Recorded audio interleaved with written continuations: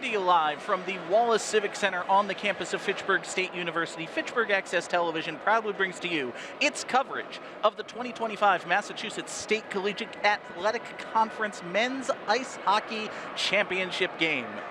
Good afternoon, everybody. I'm John Gugerty, joined as always by Dan Bullock. We are here at the Wallace Civic Center, just off John Fitch Highway on the campus of Fitchburg State University, again for the 2025 MASCAC Men's Ice Hockey Championship Game. There you see the Falcons of Fitchburg State getting ready to host the Trailblazers of MCLA. Dan, both of these teams have had incredible seasons. It's been an incredible road for both of them. Let's start by talking about how Fitchburg State got here. Absolutely. The Falcons, the number 4 seed in the MASCAC, took down Worcester State by a score of 4-1 in the quarterfinals. But then short rest for Saturday. A week ago, they were taking on the number 3 seed Salem State Vikings, and that game was a grind. It went to triple overtime before Christian Halbig finally found the winner on a shot from the point, threw it Oliver Cookson screen past Will Netvo, and the Falcons won their longest game in program history, 4-3, to get themselves here to the MASCAC championship game.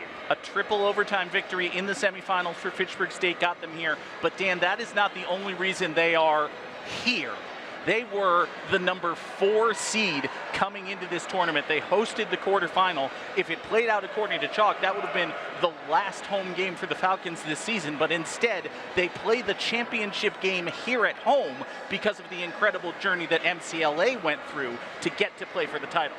Absolutely. You know, the number 3 seed Salem State dispatched by the Falcons in the semifinals. So maybe you'd expect the number 1 seed Plymouth State, 5-time defending MASCAC champions, but they fell out in the quarterfinals. MCLA taking them out 2-1. Shots were 44-17 in favor of the Panthers, but Matt Gover with 43 saves, knocking out the Panthers in their final MASCAC run.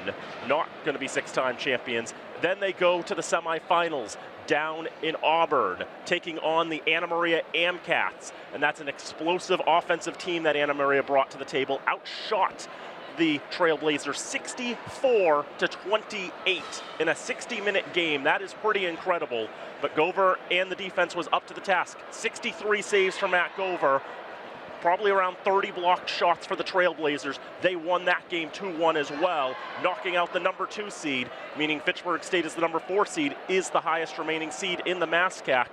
And no matter who wins this game, it's going to be a tremendous story. Tremendous story again for both of these teams. Fitchburg State, the number 4 seed, getting to host the championship game. MCLA coming in as the 8, riding their hot goaltender. Folks, we are going to tell you all about this exciting game, get you ready for the MASCAC championship. But before we do, we want to take a moment to thank the underwriters who make this and every remote production possible. Very easy for me to say. Let's thank our underwriters who make all of this possible here on FATV. Fitchburg Access Television's remote productions are brought to you in part by Rollstone Bank and Trust, Acme Carpet One, All One Credit Union, The Sentinel and Enterprise, Minuteman Press, and Unitil. Just under 10 minutes away from puck drop before the 2025 MASCAC Men's Ice Hockey Championship game here on FATV. Again, I'm John Gugerty, joined by Dan Bullock. Dan, there are so many ways. Obviously, if you are in Fitchburg, we absolutely encourage you, come on down to the Wallace Civic Center. Plenty of seats available, although not too many. I must say, there is a large contingent of fans here in support of Fitchburg State, a very healthy crowd who have made the drive from North Adams for MCLA as well, but still plenty of seats available here at the Wallace Civic Center. But if you cannot make it to the Wallace Civic Center, if you know some folks in North Adams or anywhere who might be interested in watching this obviously very important game, tell us some of the ways people can do that. Watch it on the FATV app, available in the App Store or Google Play Store. You can watch it on over-the-top devices, Amazon Fire TV, Roku, Apple TV. You can go to fatv.org/civic, find the Civic stream right there for you. You can watch that way as well. There's so many different ways you can watch this championship game here on FATV. You're always privileged to call any game here on FATV. It has a particularly special feel when it's a conference title game. Fitchburg State has not won the MASCAC since 2018, and MCLA has not won it since, hold on, let me shuffle some paper here, check my notes, never. never, in fact, not just the MASCAC, but every conference that MCLA has ever been. This fact, only the third time in program history that MCLA is in a championship game. In 2002, the then Mohawks were taking on Norwich in the ECAC East Championship. Norwich won that one by a lot, 10-1. And the one other time that MCLA played in a conference title game, 1982, the ECAC 2 West Championship. They took on the Plattsburgh Cardinals and lost that one by a football score, 14-3. Fitchburg State historically has had a fair bit more success. You can see the banners just off to our right from our position here in the press box. They hang over the right-hand goal. ECAC North champions as far back as 1988. Most recently, MASCAC champions in 2011 and 2018. It was just last season, Dan, Fitchburg State had the opportunity to hang another banner, and they fell short. That time, they were the 2 seed going up to Plymouth State, the number 1 seed.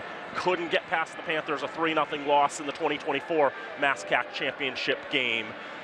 And for the Falcons, you know, the interesting thing for both of these teams is they actually took a little bit of a step back this year in terms of overall performance. The Falcons 14-12-1 overall. Again, 2 seed last year, 4 seed this year. MCLA did not get into the playoffs last year. They were in the bottom 2 and did not make it through into the postseason. And they had, I believe, 7 wins last year. This year, only 4 regular season wins for the Trailblazers. But they found their way through. And so they're going, and we've got a tremendous championship game, a tremendous story between 2 teams that have worked very hard to get here. Freddie the Falcon takes the ice to a mixed reaction, it must be said. We here in the press box are on the roadside. Plenty of crowd, plenty of cheers for the Trailblazers as they take the ice as well. Dan, this is already a raucous environment, and we're still more than 5 minutes away from getting underway. Yep. It's going to be probably one of the loudest crowds you're going to hear at a game here in the Wallace Civic Center this season. Probably the loudest crowd we've heard in quite some time. The last time the MASCAC championship game was here in Fitchburg was 2018. That was the title game against UMass Dartmouth. The Falcons won that one 2-0 and made their first and only trip to the NCAA tournament that year. Let's send it down to Dr. Robert Hines for the introduction of the starters and our national anthem. It's the MASCAC title game here on FATV. Between the Trailblazers of MCLA and your Fitchburg State Falcons. The NCAA, the MASCAC, and Fitchburg State promote good sportsmanship by student athletes, coaches, and spectators. We request your cooperation by supporting the participants and officials in a positive manner.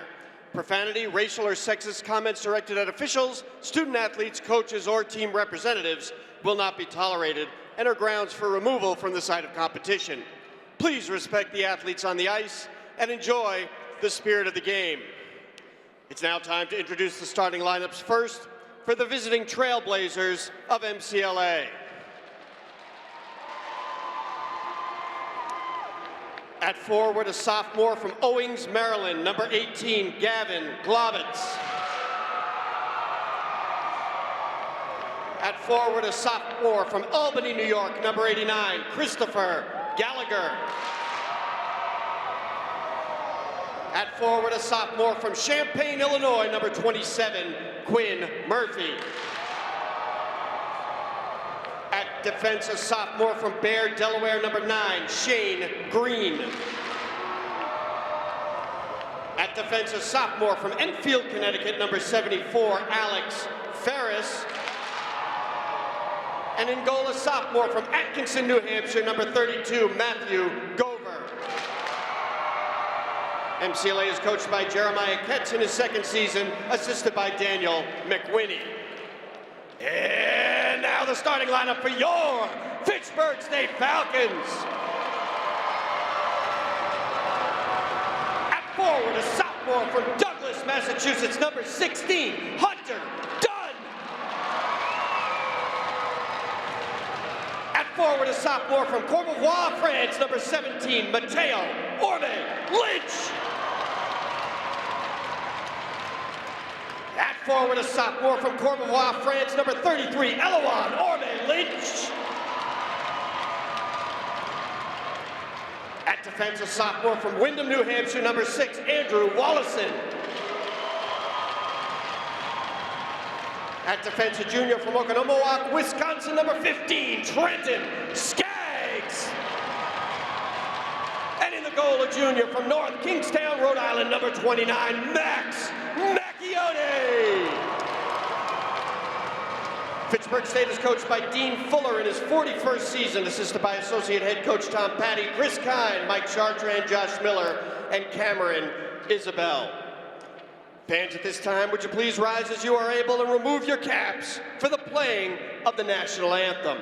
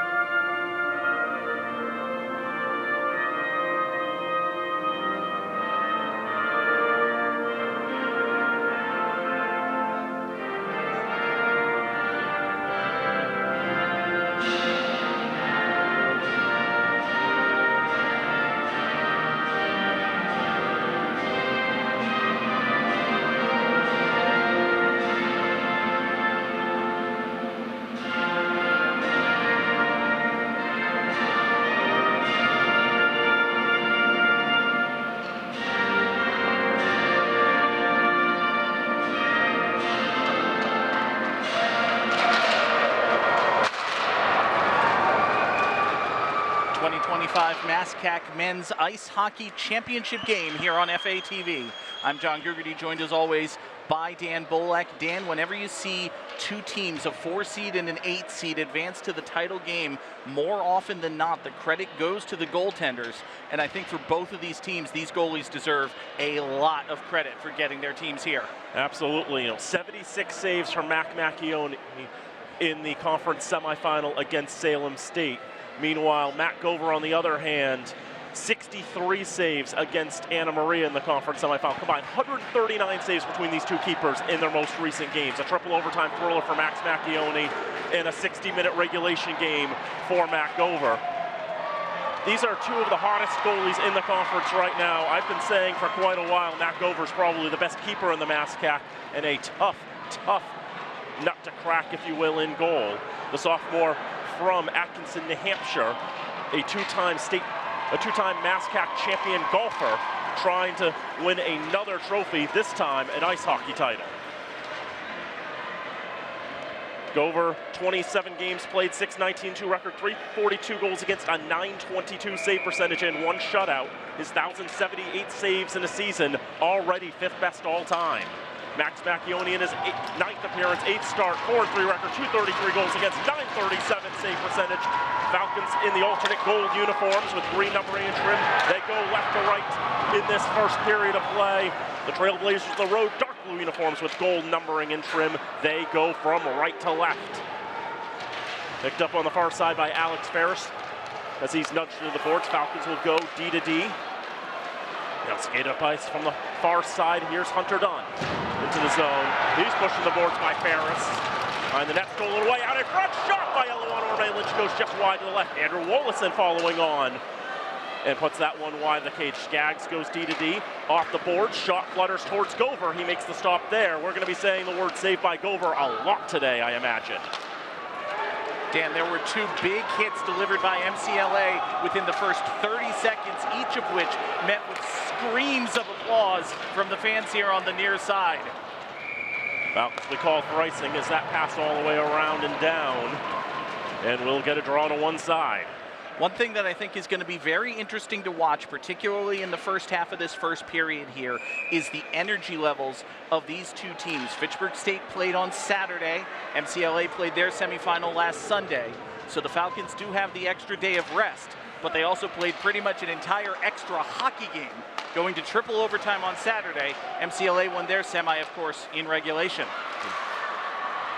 Trying to steal a pass there on the left side was Kate Herrera, one of the leading scorers for the Trailblazers, 21 points on the campaign. On the left side, Falcons trying so hard to dig it out. Just kept in the zone barely by Spencer Craig. Falcons will finally get it out back into the MCLA zone. Settle down at their own blue line here. Here's Herrera, 2v2 into the zone on the right side. Trying to cut all the way, go for the wraparound. Lost the handle on the puck. Now a loose chance in front, and a chunk save by Macchione. Matthew Castillo had a great look at goal, but Macchione turned him away. These two teams have played twice since MCLA revived their program at the start of the 23-24 season here in Fitchburg. They've played twice. Both of those games, they couldn't find a goal in regulation. Both of them 1-0 overtime wins for the Falcons. This is a longer rink than the rink they play at in North Adams, as that one stick down in the neutral zone flies into the netting and out of play. A lot of these matchups have been sort of defensive struggles. Only one of those 5 games saw either team break the 2-goal mark and get to at least 3. That was Fitchburg State beating MCLA 5-2 in what was Dean Fuller's 600th win as head coach of the Falcons. Well, the Trailblazers actually broke his stick for a moment, as that one dumped into the zone behind the net. Trying to get a stick on that was Nick Milhorn. Comes out to the near side, skated up by Charlie Odessa. He'll dump it in. You can see the remnants of that broken stick from the MCLA player still on the ice on the near side. Falcons try to get out of the zone, get it to Milhorn. He's got 2 defenders to get around. He'll just pitchfork it into the zone and leave it there as the Falcons get fresh legs on the ice. Jeremy Millette with a touch on at center ice. Now onto the left side, skating up Cody White. In the left wing corner around the boards to the right side, Isaiah McKinney there for the Falcons, getting it to Toivo Kramer out of his reach, back to the defensive core. Now dumped back in the zone. Declan Bronte will be the first to arrive. He's from Australia. The Falcons moving along, far side. Try the self-pass, that's Kramer, senior from New York City. He's turned it on a little bit as the season has started to wind down. Marcus Macchione's been one of the hottest Falcons as well. This line has been very solid for the green and gold. On paper, the 4th line, as that shot actually goes off the boards, off the top of the net, and back out in front. Falcons couldn't get their sticks on it. Stretch pass a little too far there for Murphy, trying to move it forward. And a shot through, stopped by Macchione. Settled back to the right point, shot blocked. As it is Quinn Murphy going right wing corner. Battling there, Gavin Globitz from Maryland. Has trained together in the past with Christian Hallerbig of Fitchburg State. They're both from that Baltimore, Washington, D.C. area. Kate Herrera gaining the zone. Try to feed it out in front to the right circle. That was cut down in the slot by the Falcons. They'll rush back up the other way. Eloan Orme Lynch on the right side. His shot goes behind the net. Comes out to the deep, and the shot blocked there from the left point. Here come the Trailblazers again. Herrera loses a handle on the puck. And we'll just send it around the boards. Wollaston off to the right point. A little touch by the Falcons, nudging that away. Mateo Orme Lynch into the left wing corner, twin brother of Eloan. Out to the right side, off the boards, out of the zone. Trent Skaggs going D-to-D with Andrew Wollaston. Touch on the far side, 15:37 to go. First period of play, no score. Unofficially only 1 shot in this contest by MCLA. Dan, I'm a little surprised that Max Macchione hasn't come out of net just to whack that stick blade away. That's been in a very dangerous position, basically in the slot in front of him. It was there for a good 3 minutes. Very dangerous potential for a deflection or a loose puck, taking a bad bounce right in front of net there. Icing called against the Trailblazers will eliminate any issues with that. And face-off will come to the left of Gover. Shots on your screen are unofficial that are coming off from the big green scoreboard. As out in front, shot, stick to side by Gover. That will go over everyone down the ice. Would be icing if it made it to the goal line. It's not going to get there before it becomes obtainable by the Falcons. You hear a big hit into the boards and the big applause from the Trailblazer faithful. It was Sam Ziss who left his feet, basically delivered a cross-body block. Craig with the shot, blocked in front, backhand shot, takes its way to Macchione, he's got it covered.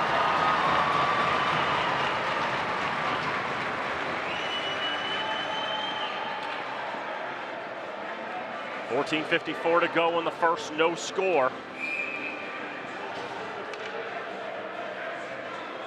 Draw will come to the right of Max Macchione. Charlie Odessa to take the draw for the Trailblazers. He'll win the draw. Just trying to get a shot off. It's just out of the reach of his stick. They fight for it just inside the Falcons zone, but Fitchburg is able to get it out. Comes to Colin Ogborn, excuse me. He'll take it back on the pass. That goes off of White. Now stuck in the center circle, back in the zone by Oliver Cookson. Second-year captain for the Falcons. He's a senior. Brings a lot of leadership. It's Cody White on the far side. Dispossessed and slammed in the boards for good measure. Gets it back, but we have a whistle and a hand pass. Face-off will come with 14:18 to go in the first. The hand pass being against MCLA means the Trailblazers are not allowed to change. Good chance here for the Falcons. Offensive zone face-off. Maybe some tired legs out there for the Trailblazers. MCLA does win the draw. Comes out to the right side. High rising shot misses the mark. Out of the zone, down the ice. But Declan Bronte will get there first for the Falcons. McKinney off the boards. Comes to White out in front. Trailblazers can't get it settled. Stretch pass intercepted. But a whistle and an offside as the near side Trailblazer couldn't scram the zone quickly enough. That was Adam Brunner trying to get out. Dan, these MCLA fans came not only with numbers, they came with volume. Every intercepted pass, everything that has even the slightest hint of breakaway to it, there are screams and gasps from the near side.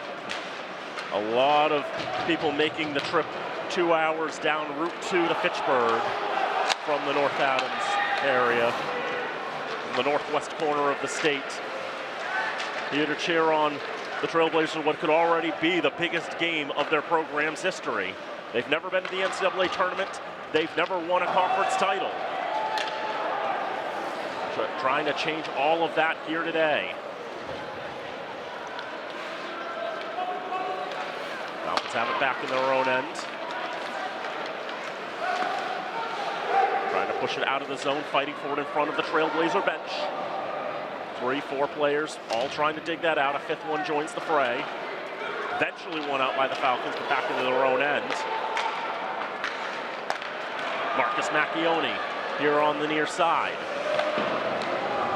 Knocked off the stick for a moment. He's able to get the pass off Rello on Orman Lynch. Trying to go for a fake out in front. There were only Trailblazers there, but that was kind of dangerous.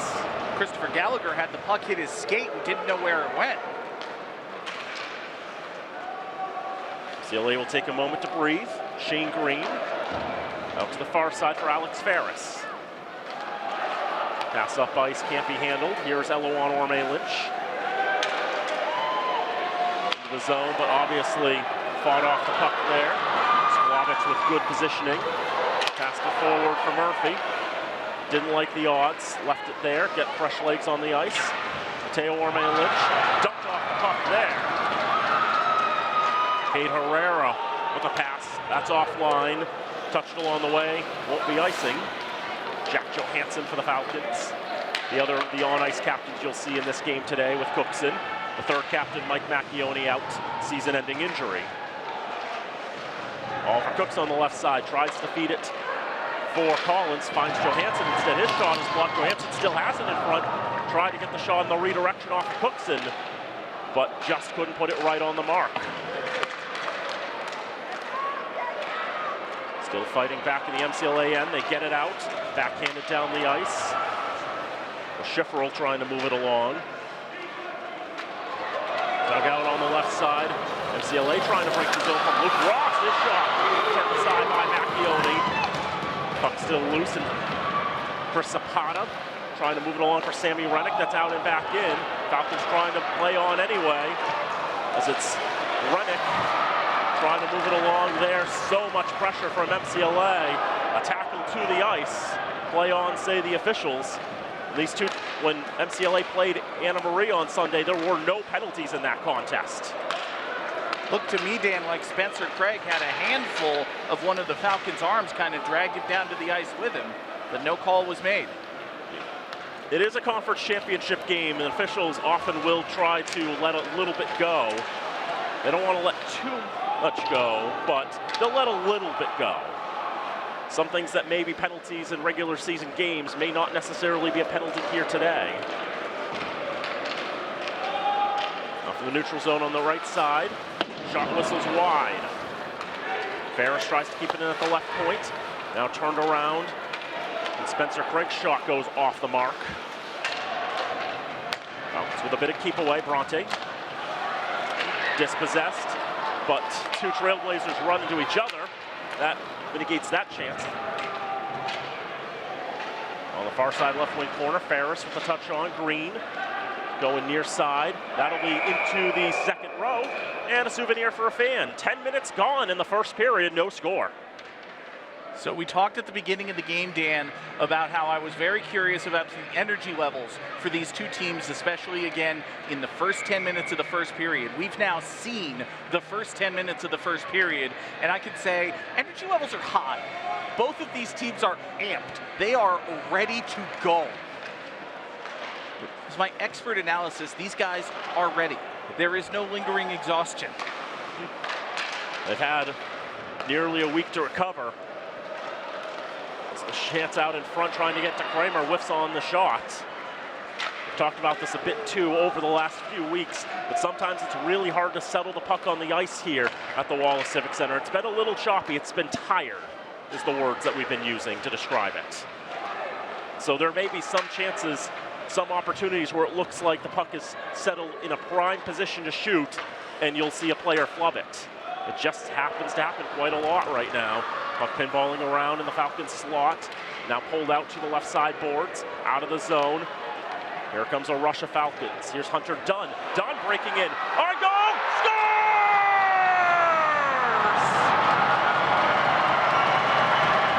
Hunter Dunn with the break! Gets it past Gover! He opened the scoring against Worcester! He opens the scoring here against MCLA! We'll take another look at the goal by Dunn. He just goes in on goal. He's able to get Gover to commit to his left. Gets a little bit too far, going to his left. Dunn expertly pulls the puck back, beats him just past the right leg into the back of the net. 1-0 Falcons. The one goal the Falcons have scored this year against MCLA in this building, as that shot is stopped by Macchione, was Jack Johansson overtime winner, in which he had to effectively break in, make a power forward move as a defenseman, get out in front of Gover and deke him out. And that's basically what Hunter Dunn did there. It's so challenging to beat the 5'11" sophomore in Matt Gover, but that is how the Falcons need to do it. It's unofficially the first shot on goal for the Falcons. I would like to double check the live stats. There's a lot of people here. The internet is not good. Would you believe it?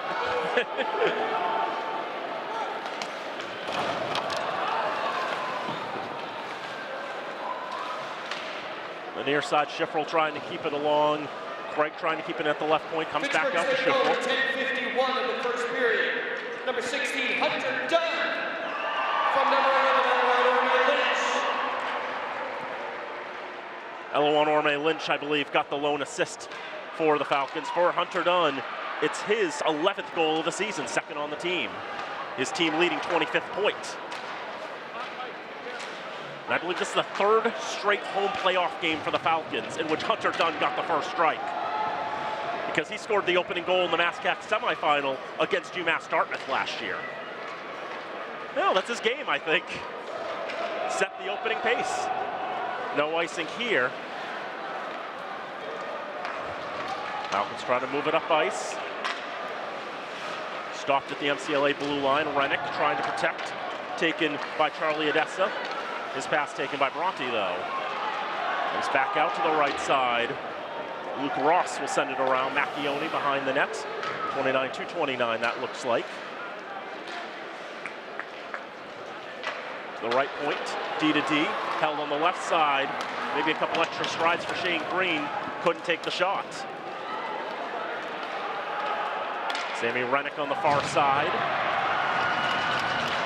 Going to move it on for Milhorn. He's the leading goal scorer. He's got 12 this year. He'll dump it in and around the boards. Falcons get fresh legs on the ice. 7:10 to go, first period, 1-0 Falcons. When these two teams met in the first meeting between them back on December the 5th, the only game here in Fitchburg this year, it was actually MCLA who outshot the Falcons in that one, 28-27. One of, I think, the second lowest shot on goal total that MCLA allowed all year. Here's Alexander Bove trying to feed it out in front. Couldn't find Kramer, who just couldn't get to the spot. Kramer on the left side, pass out, but knocked down and pitched back into the slot. Ferris onto the far side. Falcons will dispossess there. Marcus Macchione on the near side, the younger brother of Max. One of 3 Macchione brothers on this roster. Mike the eldest. We mentioned he's out today. Some numbers here for the Falcons. Out in front, great save by Gover off of Marcus Macchione's one-timer.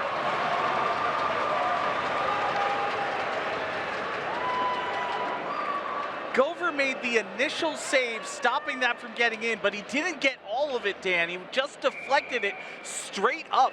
Gover actually does a complete 180. Look, the puck is still loose. It's behind him.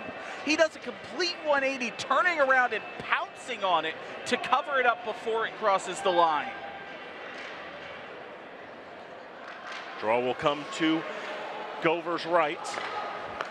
This is actually the first time in this postseason that MCLA has trailed. They scored the first 2 goals in both games against Plymouth and Anna Maria. Here's Dunn on the left side again. Holding, protecting the puck, out to the left point. Howdick's shot is blocked. Now turnaround shot by Mateo Orme-Lynch, also cut down in front. You know MCLA is going to be blocking a lot of shots today. Another one through traffic. Ends up going off the glass behind the net, settles behind the net. Eloan trying to dig it out. As it goes for Mateo, back to the point, Johansson. Howdick, he's got space to fire. He shoots, it's blocked out in front. Now still loose in front. Gover didn't have it secured at first. He's able to gather it in and corral it.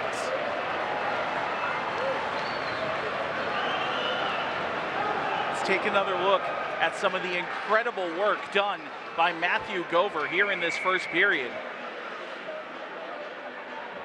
Makes the initial save, and then it's loose in front of him. Hunter Dunn is right there, but Gover's able to dive on it again. Another draw to Gover's right. Falcons take it. Cookson off the side of the net. Shane Green now for the Trailblazers, for Herrera. Gets into the neutral zone and no farther. Falcons dump it back in. Gover out of his net to play it along. Comes out to Zapata. Tried to feed it across for Cookson. Couldn't get the pass quite where he wanted it to. Trailblazers get it out of the zone. From the red line, dumped in. Can't be settled down. Out of the reach of Ferris. He pounds it off the boards. Back into the neutral zone. Back to the red line. MCLA settles on their blue line. Passes it forward. And that one will go for icing. 4:54 to go in the first 1-0 Falcons. Dan, this icing feels like the first time MCLA's gotten the puck into Fitchburg's zone in a good 3.5 minutes. The Falcons have been pressing the advantage really since the goal by Dunn. They've just kept the pedal down. They are really pushing, really aggressive right now. Ball star on the draw. They won't kick the player out on the icing because that would just kill a few more seconds. Falcons win the draw cleanly on the second attempt. Shot ends up getting knocked down in front on the left side. Kept in at the point by Sargent. Now left circle shot off the side of the net. Pinballs and ricochets to the right side. Bronte through a lot of traffic, can't find it. Now here comes Herrera. He can't get a shot away, but a delayed call is going to be against Fitchburg, I believe. I think there was just enough holding there and grabbing to force a penalty. 4:27 to go in the first. We'll have our first power play in a contest. I think there was holding. I think there was grabbing. I also think Declan Bronte got his stick up in the face of Herrera.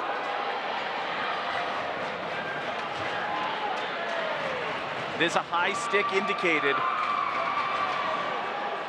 We'll take another look. You see right there. Maybe a little bit before that, Bronte had gotten his stick up, kind of knocked the face mask of Herrera to the side. He'll serve 2 minutes for that. MCLA has their first power play. MCLA has a 15% power play, 7th in the conference, 68th in Division III out of 87 teams. Falcons' kill is 8th in the MASCAC, tied for 64th nationally, 77.8%. Falcons only had to kill 1 penalty against Salem State. The box score says 3. There was some glitching there.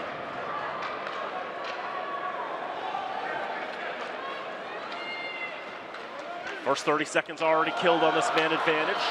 As Gallagher tries to settle on the right side for MCLA. You notice they have 4 different players with numbers in the 70s to 90s. Some attention-grabbing numbers there. Ross on the right side, shaking off a man, gets the shot off. That's denied. Held on the right side boards, Gallagher. Cross, holding at the left point, Odessa. Now on the left side, back to Odessa at the point, through lots of traffic. It'll ricochet wide to the right. The cheer for the big hit there. Pushed into the slot, but nothing going. 50 seconds to go on the man advantage. 3:15 to go in the first, 1-0 Falcons. Strange hop off the boards. Falcons will take advantage of that. Try to backhand it out of the zone, but it's kept in by Odessa. Lost a handle on that one. Schifferl couldn't keep it in that time. Leaped as high as he could, but a 6-1 reach only goes so far, and it comes out of the zone. I think this is a very important last 25 seconds of this power play for MCLA, Dan. They are the massive underdog in this game. They're already losing. They need at least to show the energy to get back into it, if not tie it up here. Falcons are able to shut down that opportunity and send it all the way down the length of the ice. 10 seconds to go on the man advantage. Gover settling it down. Schifferl. Try to nudge it onto the near side. Here's Green. Penalty about to expire. Out of the box is Bronte. Left side, Schifferl. Can't get a good pass off. Falcons will skate it up ice with numbers. Here's Hunter Dunn again. Dunn across left side. Trying to feed it back to Dunn, just out of his reach, but he gets it back. Holds and drops for McKinney. His shot just goes wide of the net. And it comes to Gover. He's just going to jump on that one, cover it for good measure. 2:04 to go in the first, 1-0 Falcons. You know, it was going to be big to see who got the first goal, especially with how good MCLA's been at holding on to leads. The Falcons 13-5-1 this year when they score first. The Trailblazers 2-13-2 when they concede the first goal, but one of those wins was against Fitchburg State. That was back on February 1st, the last time they met. And Hunter Dunn had the lone goal in that one, a 2-1 overtime win for MCLA, the lone goal for the Falcons. MCLA getting it into the Falcon end. Punching the boards there, Sean New. Dispossessed to the near side, Mateo Orme-Lynch. He's on the left side, out to the right. Falcons off the boards. Here's Elowan Orme-Lynch. He'll send it down. Gover settles. Rings it around the posts and around the boards. Dunn, great backhand feed. Couldn't get to Elowan in the slot. Dan, right now MCLA feels like a prize fighter that took a haymaker about 90 seconds into the first round. They're just hanging onto the ropes, looking at the clock, trying to get a breather here. Fitchburg State might need to go for the knockout in the next 69 seconds. Falcons will settle. Move it up ice. Milhorn just trying to keep control of it, backhanded along, but it's taken down. Easton Moore on the right side. His shot is blocked. Trent Skaggs got in the way of it. Final minute of the first frame. Milhorn sends it back, but it's taken instead by Moore. He throws it through the slot, but nobody there. Green, one of the 3 captains on this Trailblazer side. Trying to move it up ice. Here's Jeremy Millette. He was the only Falcon without a shot on target in the game against Salem State, but he had a tremendous shot ring off the post that if it had gone in, well, would have probably prevented a lot of that overtime. 25 seconds to go in the first period. Falcons get fresh legs on for the final stretch of this frame. Shots unofficially low at 5-5. Ricocheting around, Falcons had the laid offside, couldn't touch it up. 10 seconds to go in the period. I think MCLA wanted to try one last rush, but Falcons will take it away. 3 seconds to go. Bove, shot glove down by Gover. Pumped out of his glove. He's able to jump on it and cover it with 0.6 of a second to go in the first. You can almost feel the Trailblazers just holding the puck, looking up at the clock. Really feels to me, Dan, like they had a lot of the wind knocked out of their sails, maybe by that first goal, maybe by the rush of pressure from Fitchburg State that came after it. This MCLA team will be very glad to see the locker rooms after this first 20 minutes, in my estimation.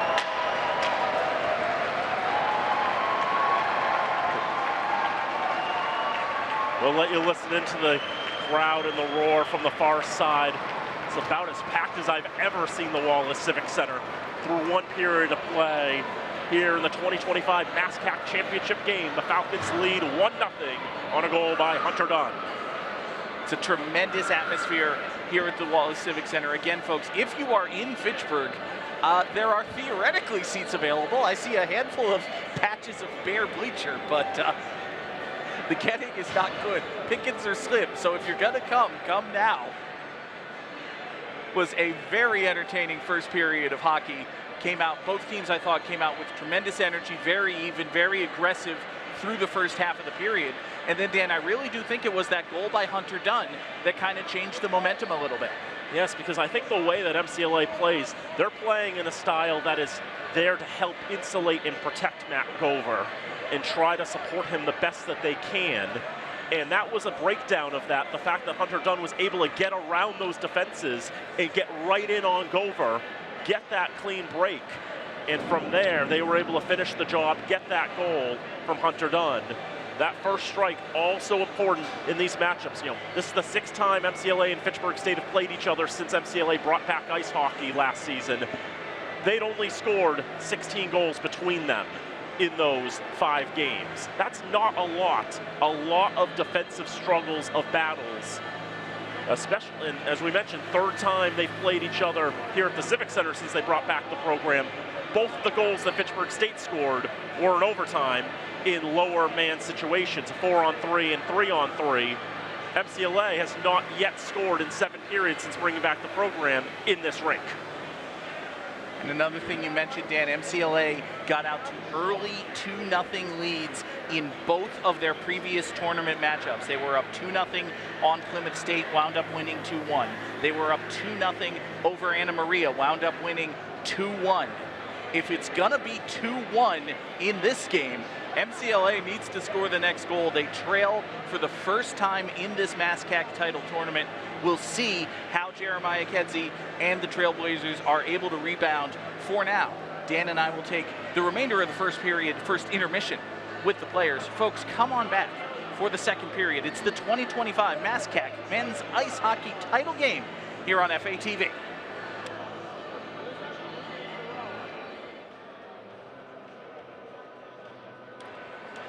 Back here at the Wallace Civic Center for the MASCAC 2025 Men's Ice Hockey Championship game.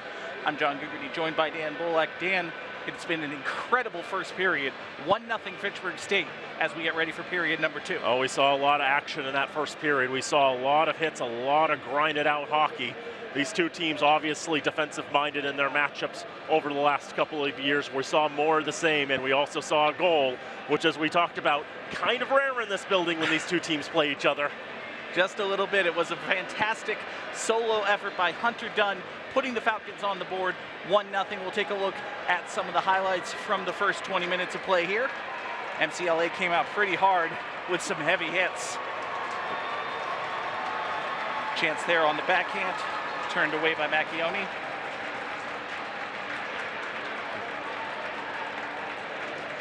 Just see big hits all around, almost at times turning into a wrestling match. Here was the goal by Hunter Dunn.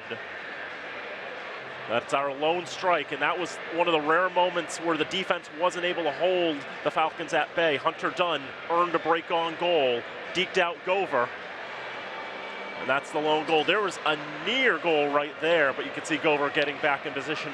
Unofficially 5 saves for Gover in the first period, but some good opportunities. And as the period wore on, MCLA had a couple shots here and there, but just couldn't really sustain any offensive momentum, especially after the Dunn goal. You saw the penalty, the high sticking committed by Bronte. MCLA had a 2-minute power play. They weren't able to capitalize on that. They went to the locker rooms down 1-0. Teams are just about ready to take the ice, but before they do, we want to take a moment to thank the underwriters who make this and every remote production possible here on FATV.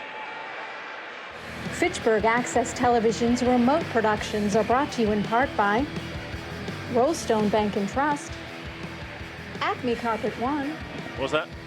All One Credit Union, The Sentinel and Enterprise, Minuteman Press, and Unitil.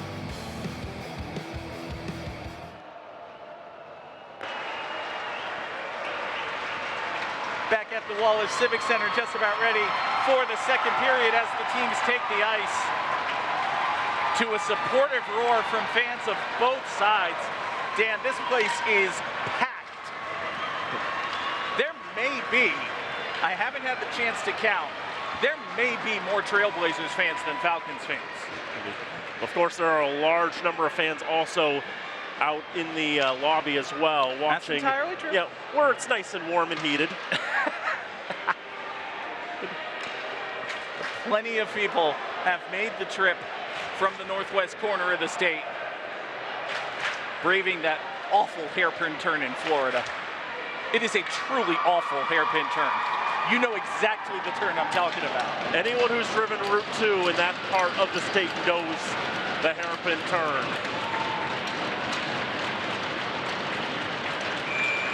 Teams have changed ends. Falcons in the gold jerseys, green shorts will be going right to left. MCLA in the blue, trimmed with, we're going to call it yellow for them. It's the exact same color, but it's yellow for them. They're going left to right. Skated out of the zone by the Trailblazers.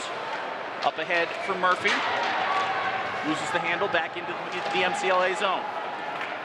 Played along the near side boards. Andrew Wolozin takes a shot, breaks his stick, blocked by Gallagher. Another shot, save made. A little bit of extracurricular activity in front of the net. We're all friends. You've heard this before, Dan. We are indeed all friends. And Gover able to make that glove save was definitely huge for them because that blocked shot by Gallagher lost his steel in one of his skates. Actually flew off of his skate. And so when that happens, a skater like that is basically a dead duck out on the ice. Yeah, I said it was a broken stick. It was a skate blade went skittering across the ice. Gallagher had to be helped to the bench. Blade successfully retrieved. Face-off comes to the right side of Gover. Controlled by the Falcons, comes out toward the net. Played there by the Trailblazers, up and out of the zone. Cross-ice pass finds Easton Moore. He gains the zone. Takes a shot, save made by Macchione. And he'll hold on. 19-19 to play second period. Still 1-0. Big thing to note, too, through one period of play, the Falcons 8-2 when they lead after 20. The Trailblazers, this is the 11th time that they have trailed going into the locker room after one period. They have not won in this situation this year, 0-9-1. Faceoff comes to the blue line. Herrera loses the handle. Dispossessed well by Zapata. Dumped back in by the Trailblazers, but they need to tag up. Gives Fitchburg State a chance to grab it. Collins pushed down to the ice. Play on, say the officials. Back behind the net, Herrera, menaced by Cookson. Cookson whacks the rubber away, but is picked up for the Trailblazers by Castillo. Castillo takes a whack from Jackson Collins. MCLA gets a chance to clear. Easton Moore once again. Gets rid of it for Schifferl. His shot. Falcon goes barreling into the net. We get a whistle and a stoppage.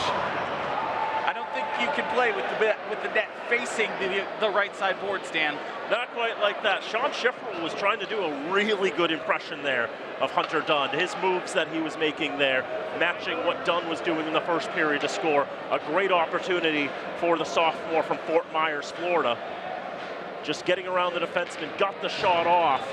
But Macchione makes the save, and then the net dislodged shortly after. MCLA will be deemed at fault for sending the Falcon into the net, and therefore the faceoff will come outside the zone.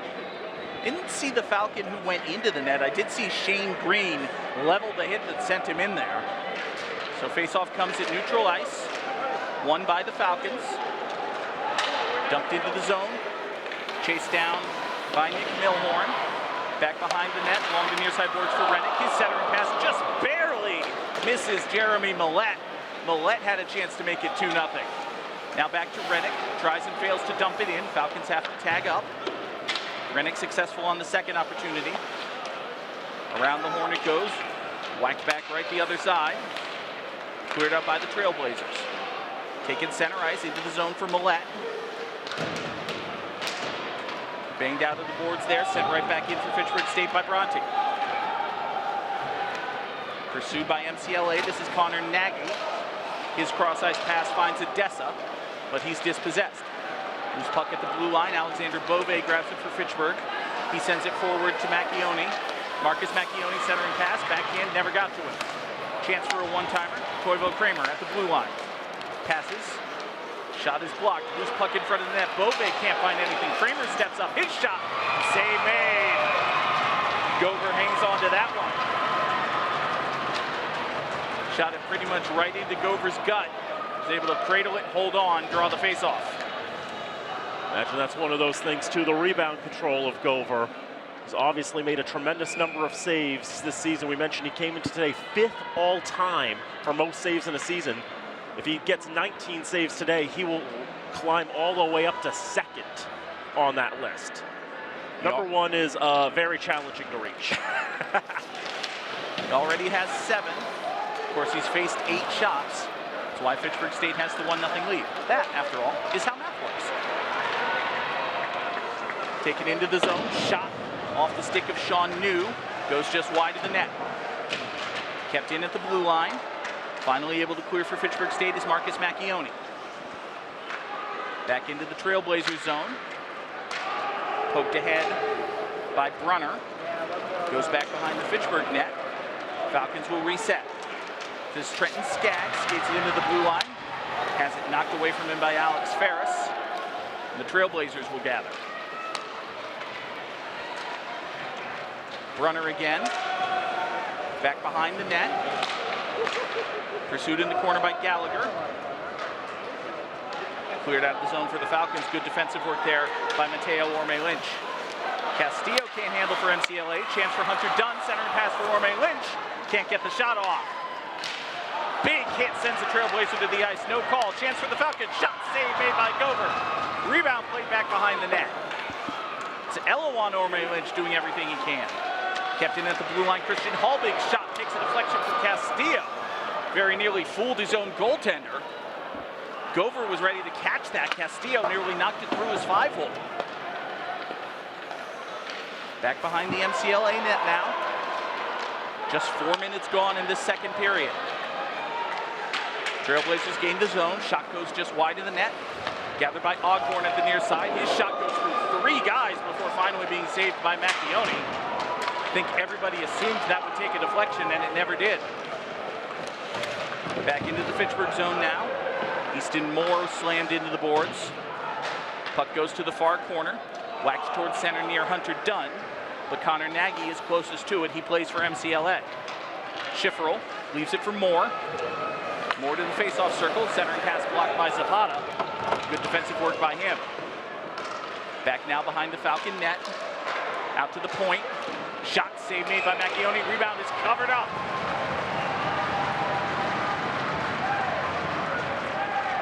.13 to go, second period. Shots on goal unofficially now 10-8 in favor of the Falcons. And Dan, I think MCLA is playing with a little more energy than we saw from them at the end of the first period. Definitely a little more oomph. I do kind of wonder if MCLA is maybe trying to mimic the Falcons from the triple overtime game, since the Falcons sort of always seem to have 3 different players back in order to try to make sure that to cut down on transition play. And you see that a lot here. The MCLA having 3 players behind the blue line there, trying to make sure the Falcons have as much trouble as possible gaining the zone, trying to limit the number of chances they have. It means that it's a little more difficult to get up ice the other way, but nevertheless, for the time being, MCLA just trying to limit the dangerous chances, maybe trying to make things work on transition there, like they tried to hit that pass, no icing. Still plenty of time for MCLA. 34.5 minutes of hockey left in this one after all. They trail by a goal, but that doesn't necessarily mean they need to throw out their game plan. Loose puck picked up by Zapata. Dangerous opportunity for him, but he's dispossessed. Alex Ferris gives chase. And Ferris was skated out of the zone. Ferris dumps it in. Knocked down by the Falcons. Along the near side board, Sammy Reddick sends a souvenir. That had the trajectory to get to us, but not really the oomph. Yeah, I was a bit short. I did try to put my hand out just in case, but I was about 5 rows too short there. Listen, I appreciate it. If that was coming at us, you would have been the shield. So that would have been just fine. It was coming from right down there. Dan was on top of it. Don't worry, folks. Dan was on top of it. I think that just missed Howard Herman, the Berkshire Eagle, by about a few seats. Rennick controls at the blue line. Gets it forward to Millette. Millette can't handle that puck. Is shot right into the Falcon bench. Fitchburg State players look over like, what do we do? We were just sitting here. They're the guys out there playing hockey. Shoot the puck at them. And they're also saying, put it over there. Put it in their defensive zone. That's what they're going to do because it was shot out from inside the blue line. Faceoff comes to the left of Gover, won by the Falcons. Centering pass by Rennick is deflected. Temporarily looked like a piñata. Guys whacking at the air with sticks. Puck falls down to the ice harmlessly. In the left wing corner, now out to the blue line for Skaggs. His shot takes the deflection, goes wide. Wolozin back behind the net. Milhorn's pass found no one in particular. Kept in now at the blue line by Rennick. He goes back behind the net for Milhorn again. Milhorn gets slammed into the boards, drawing cheers of joy from the MCLA fans on the near side. Trailblazers clear the zone. Falcons need to change up. They'll do just that. Chance for MCLA now. This is Shane Green. Green dumps it into the zone, takes a big whack. Marcus Macchione sends a man to the ice. He gets cheers from his fans. Macchione now at the blue line. Alexander Bove was just a little too fast getting in there. Maybe a step too soon. Falcons are offside. Well, at the moment, want to shout out Nola Patty, who's been my color commentator for the games that John Grugerty has not been able to do this year. She's done a tremendous job as a freshman broadcaster for Fitchburg State. She is also part of the women's lacrosse team, who this morning just flew out on their trip down to Florida to play a couple of games. And so she wasn't able to join us here on the broadcast today. Nola did tremendous work. Certainly thank her for that. I look forward to hopefully working with her sometime next season. Christian Halbig back behind the net. Comes back to Halbig. New applies pressure, but it comes out to Kramer, who gets it forward to Bove. Bove lost the handle, regains the handle, takes the shot, steered away by Gover. Another shot by Halbig is blocked. Diving, clearing attempt. Fans on the near side to their feet, wondering where a penalty was. No call comes. Puck into the zone. White takes the shot, it's blocked. Jack Johansson made sure no rubber got near his goaltender. Cody White is banged into the boards. If you'll pardon the pun, he may be more Cody back black and blue after that. Dan, I want you to imagine a world in which I nail my punchlines. It's a better world, isn't it? White shot is blocked by Bove, goes back behind the net. Out to the blue line, kept in by Craig. No, bounces over his stick. MCLA will need to reset. 11:49 to go, second period. Falcons still lead 1-0. Pass by Murphy, shot. Save made by Macchione. And now we get a lot of pushing and shoving. Teams are increasingly dissatisfied with one another, I think we could say. I think that would be a reasonable interpretation of the events. Emotions are high in a game like this. We'll take another look at the hit along the near side. I can see why the folks from North Adams wanted a penalty on that one, Dan. My understanding of the rules of hockey is that you can't do that. They probably let it go just because there's a little bit of distance between the Trailblazer and the boards. Hunter Dunn leaves it behind for Mateo Orme-Lynch. His shot is blocked. Into the near corner. Elo on Orme-Lynch, centering pass. Unable to find Mateo. Dunn out to Sargent at the blue line. He keeps it in. Back to Hunter Dunn. Elo on Orme-Lynch now. Finds Mateo. Mateo's backhand pass finds Dunn. Back to Elawan Orme-Lynch now. To Sargent again at the blue line. His shot takes a deflection, goes high into the netting, and we'll get a whistle. Thought for a second, Dan, that puck, I think what happened is it hit the boards, but it hit the part of board that is covered by icing. So it hit the glass that is covered by netting, if I can actually say words properly. You know what I meant. Something to that effect. Yeah. Dean Fuller knew what I meant, probably. Shot 7-4 in favor of the Falcons in this period. No scoring in this frame. Just the goal by Hunter Dunn about halfway through the first, the only score we've had. Faceoff comes to the right of Gover. Cookson had an opportunity. Unable to make anything of it. Herrera, cross-ice pass, finds Schifferl. Bounced back into the MCLA zone. Chased down there by Moore. He plays it behind his net for Nagy.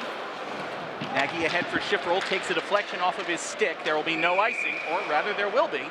Schifferl was in the zone when he played it, so it goes all the way down, and we get an offensive zone face-off for the Falcons. Nice attempt there to try to wash it out there, Schifferl getting on his skates there, but had to wait for a Falcon to get to the hash mark before they blow the whistle on that, which is why the icing took so long with the hybrid icing. Face-off will be to the left side of Gover. Jackson Collins whacks it away for the Falcons, but it comes to the near side boards. Nagy back behind his net. Played forward for Schifferl. Intercepted by Jack Johansson. Tries to go 1-on-2, doesn't go well for him. To the blue line for Cookson, but he skated it right back in, and the Falcons were offside. One of the things we haven't really touched upon yet, we mentioned this is MCLA's second season since reviving ice hockey. It means they have an incredibly young roster. 2 freshmen, 1 senior, 1 junior, 20 sophomores. This Trailblazer team only going to get better over the next couple of years.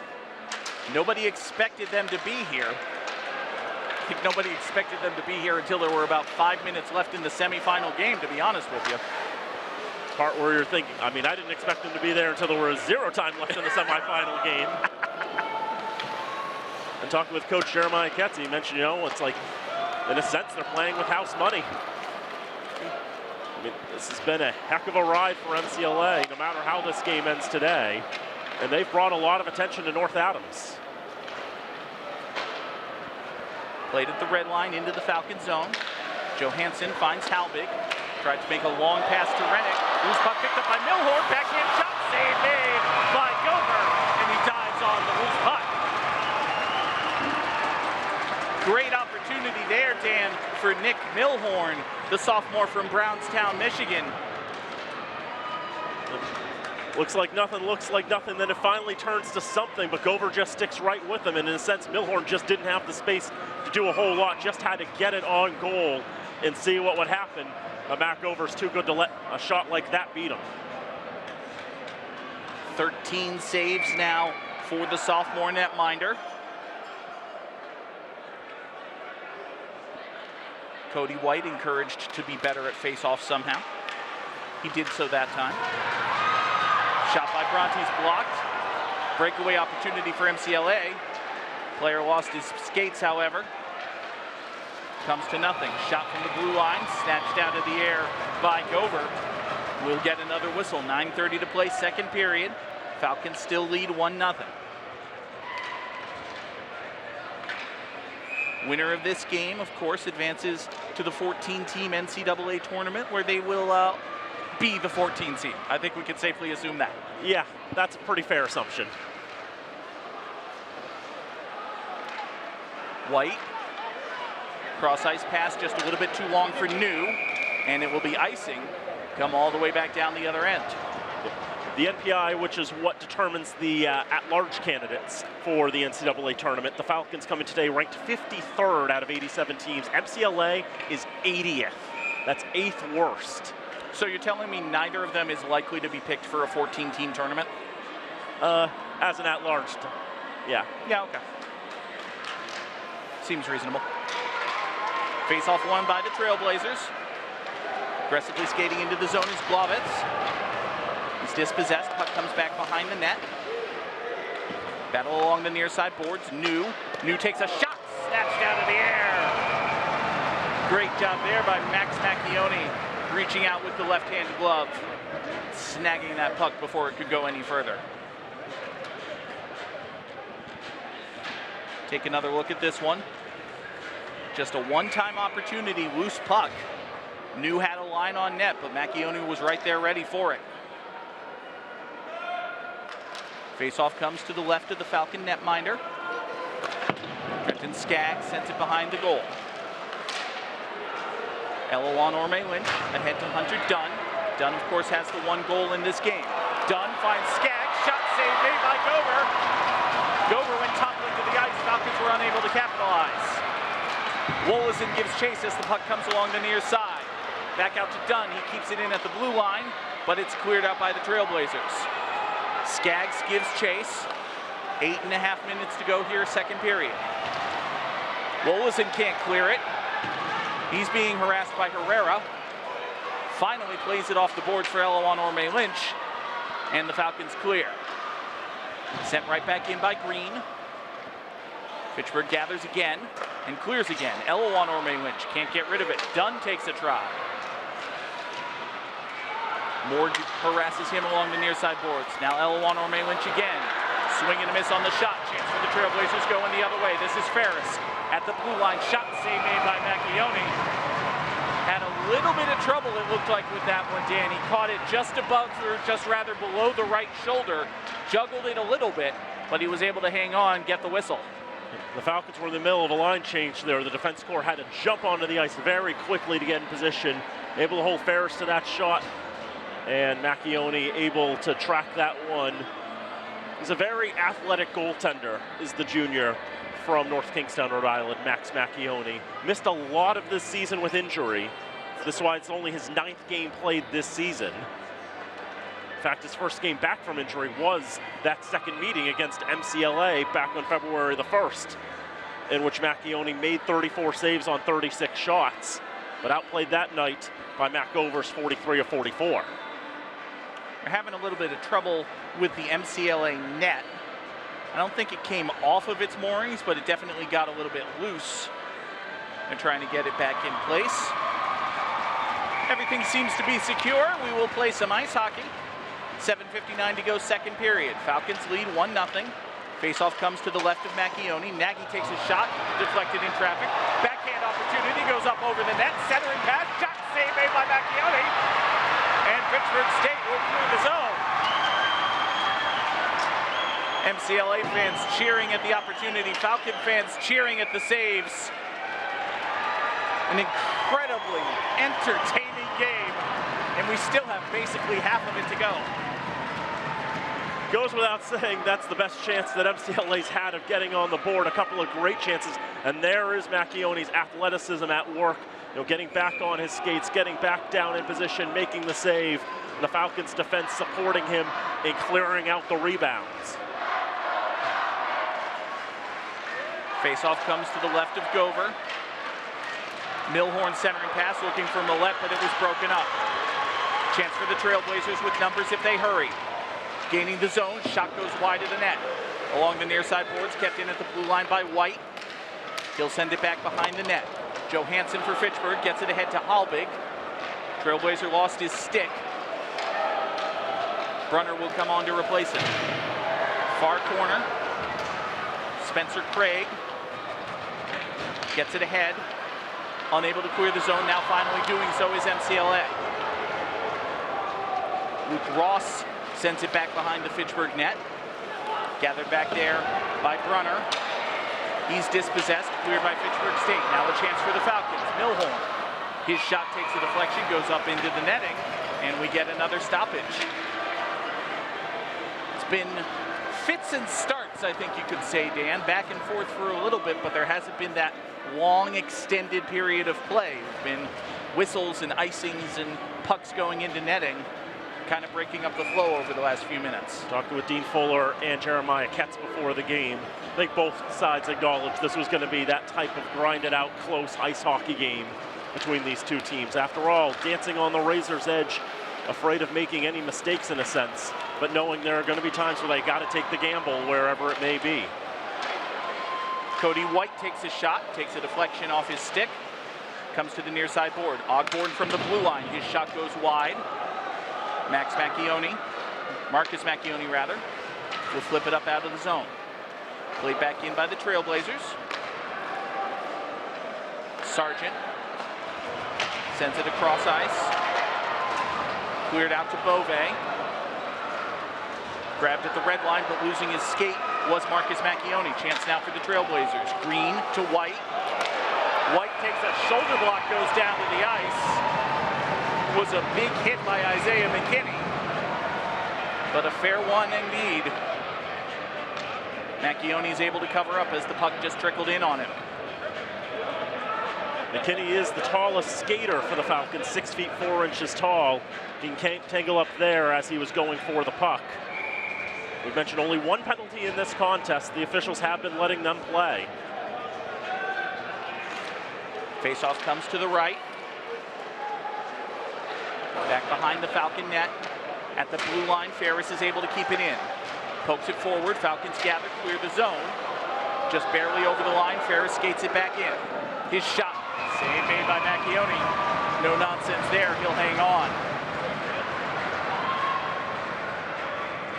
Shots on goal very even. Unofficially now 16-15. Fitchburg State with the lead. Both goaltenders have made 15 saves. We talked about them coming in, Dan. I think both of them have played very well so far. It's more like, what else can you really do? It's like even the one goal, that was effectively a breakaway. Shot from the blue line, snatched out of the air by Macchione. Now a little bit of twisting and pushing. Fans banging the boards in support.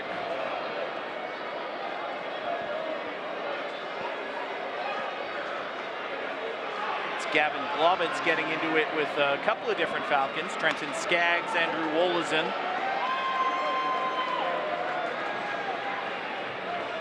I don't know where MCLA buys their sticks, but I think they need another provider because that's at least the third or fourth that's broken in this game. There's been a lot of firewood generated. And that's not even counting all of the dowels where people were roasting marshmallows early. It's the first tailgate I've ever been to where people were roasting marshmallows. Yeah, I don't see tailgates too often during the winter. Centering pass finds Schifferl. He's dispossessed when it comes to Nagy. His shot is blocked. It's a very personally dangerous block made by Jackson Collins, but he's tough. He's a hockey player. He's back up on his skates. Falcons clear the zone. Comes to Schifferl. He'll skate it in. Cleared right back out by Collins. Moore pokes it in for MCLA, cleared right back out by the Falcons. Zapata trying to make something happen for Fitchburg. Comes to the near corner, cleared out by MCLA. Gathered by Christian Halbig, 5 minutes to play here, second period. Dumped in by Fitchburg State, Nagy will pursue, Falcons change lines. Connor Nagy, taking it back behind his net, left it for Ferris momentarily, comes back to Nagy. Nagy tried to clear, hit it off his own man's skate. Eloan Orme-Lynch tried to capitalize. Trailblazers clear. Whacked back into the zone by Mateo Orme-Lynch. Falcons had to tag up. They do so. Odessa at the red line, leaves it for Schifferl. Schifferl, it feels like, has been on the ice for this entire period. That's probably not literally true, but it feels like it. Eloan Orme-Lynch leaves it for Mateo. Mateo plays it ahead to Hunter Dunn. Back to Mateo Orme-Lynch, he's dispossessed. And it's cleared out up into the Falcon faithful. Heads up behind the Fitchburg bench. Man in a green windbreaker has himself a souvenir. And a well-earned one.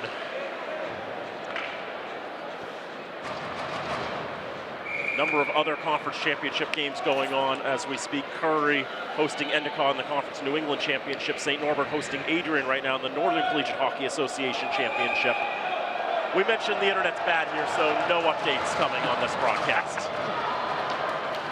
You know, I think the guy in the vest actually took that one off the wrist, and then it went to the guy with the green coat. Puck off the backboards.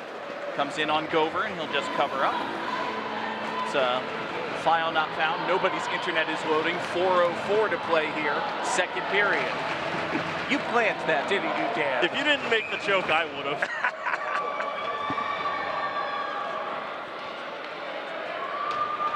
Faceoff comes to the left side of that man, Gover. He's had a tremendous game, but he has allowed one goal, the only goal in this game, the reason Fitchburg State leads. Dumped into the zone by MCLA. Kept in at the blue line by Ogborn.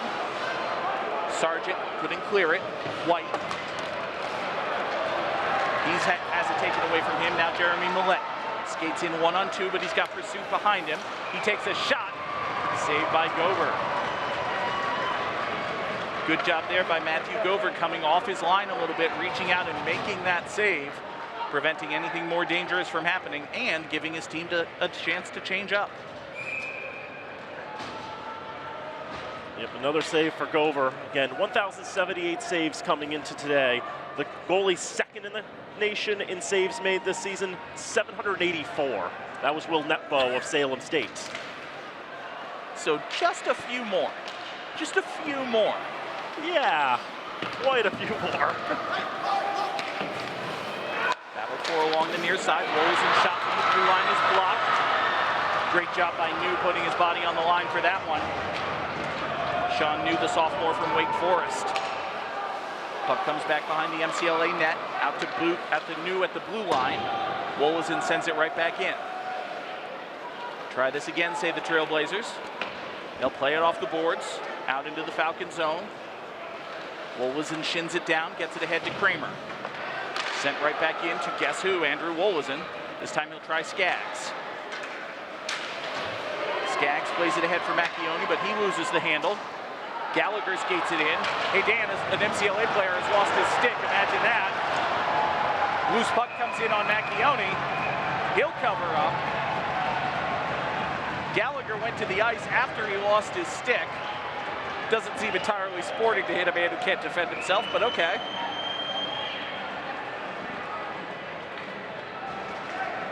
Take a look again. I think Trenton Skaggs may have had something to do with the loss of possession of the stick there. Not necessarily the nicest thing to do to another person. Swinging the stick up there, and suddenly the other one goes flying. Saw Luke Ross kind of hobbling there as he came to the bench. We'll keep an eye on him, see if he's able to get back on. Chance for the Falcons now. Zapata tried a centering pass, swing and a miss for him. Gets banged into the boards. Jackson Collins sends it behind the net for Cookson. Back out there. That was skated in pretty much on net by MCLA. No Falcons had a say in Matthew Gover needing to dive on that puck, I don't think. They might give Collins a shot on goal for being in the area, but that's about it. A little more work than the sophomore was expecting to make there on that puck coming up ice, but again, not going to take any chances, just get on top of that. Draw cleared out of the zone for MCLA. Herrera muscled off the puck by Johansson. But a loose puck comes again to the Trailblazers. Dangerous centering pass, finds no one in particular. Ogborn cross ice for Green. Green pump fakes, takes the shot, whacked away by Macchione, and it goes into the net. I think everybody on the ice and half the people along the near side fell for that pump fake shot, but the most important man was Macchione, and he was not fooled. Take another look, you wind up, nope, not gonna shoot that, but you do clear a path, and then you take the shot. Good idea by Green. Macchione was equal to the test. Face-off controlled by the Falcons.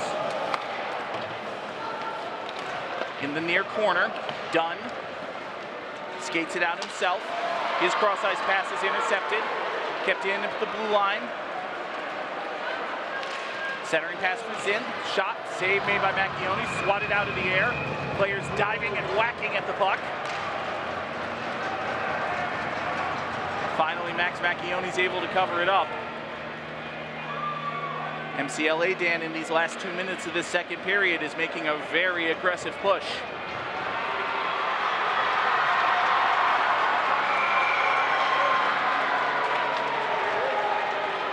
I think the fans from North Adams saw one Falcon, Isaiah McKinney, skating toward the penalty box and just kind of assumed it was a penalty. So they were very happy, and then they realized he was going to the bench, and suddenly very sad. Green unable to keep it in at the blue line. Poked out by Ello on Orme Lynch. Hunter Dunn now trying to make a center pass. He does it, a goal!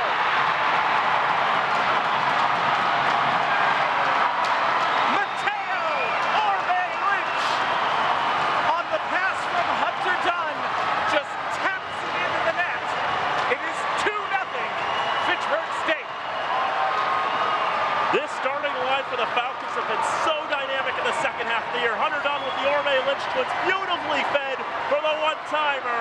High degree of difficulty shot for a goalie to stop. And just like that, 2-0 to the green and gold. All that pressure by MCLA, the Falcons strike in transition. It's the second time today, Dan, that Gover has perhaps overcommitted to his left, and the Falcons beat him to the right.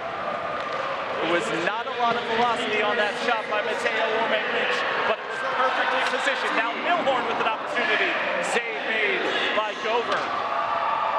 Last minute of play in the second period. Falcons suddenly leading 2-0. Millette centering pass, shot save made by Gover. Another shot save made by Gover. More pushing and shoving as we get a whistle. Gover finally held on to the puck.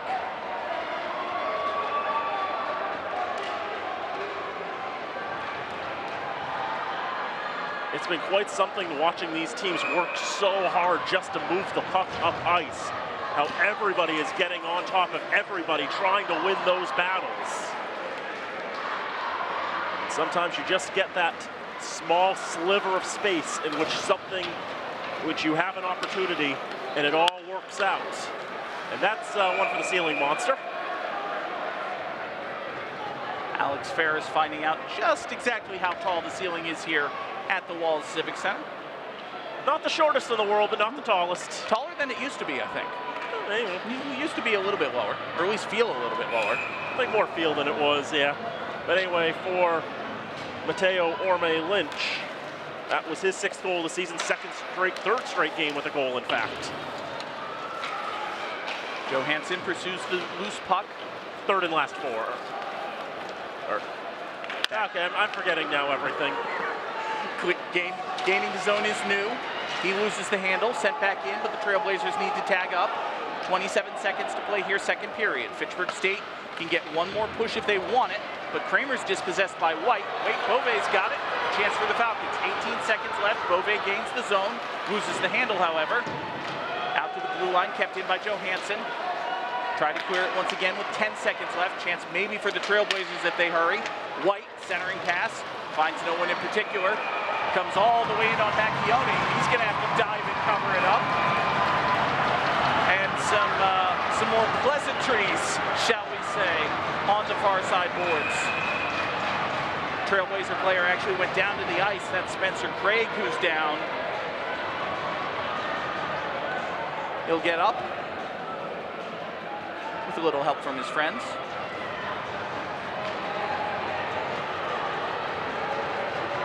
Just 2.6 seconds left in this second period. The Falcons are going to be shorthanded. No, I think they're going to send players from both teams. Craig's looking at the box, looking at the officials, like, do I go in here? I guess I go in here. Marcus Macchione serving time for Fitchburg. Spencer Craig will be confined for MCLA. 2-minute minors put on the board for both of them. I did not see the actual call, Dan, did you? You could probably assume in a circumstance like this it's going to be roughing. Reasonable. Now they've actually just taken the penalty off on Marcus Macchione. The face-off is going to be to the right of Max. And I expect another penalty go on the board. It's a major against Marcus Macchione. Oh, that is a big deal. Something to watch for the third period. A 5-minute major on the board against Marcus Macchione. We will be 4-on-4 for 2 total minutes. So a couple of seconds here and then basically 2 minutes at the start of the third. We'll see if anything comes off this face-off. Controlled by the Falcons. They burn the last couple of seconds. And that is the end of the second period. Dan, with about 2 minutes left in this period, it seemed like MCLA had gotten back into it. They had gotten the the energy. They were seconds away. It felt like it was coming. And then one beautiful centering pass, one great one-timer. Fitchburg State gets a second goal to extend their lead 2-0. And now the script is flipped again as we go to the third.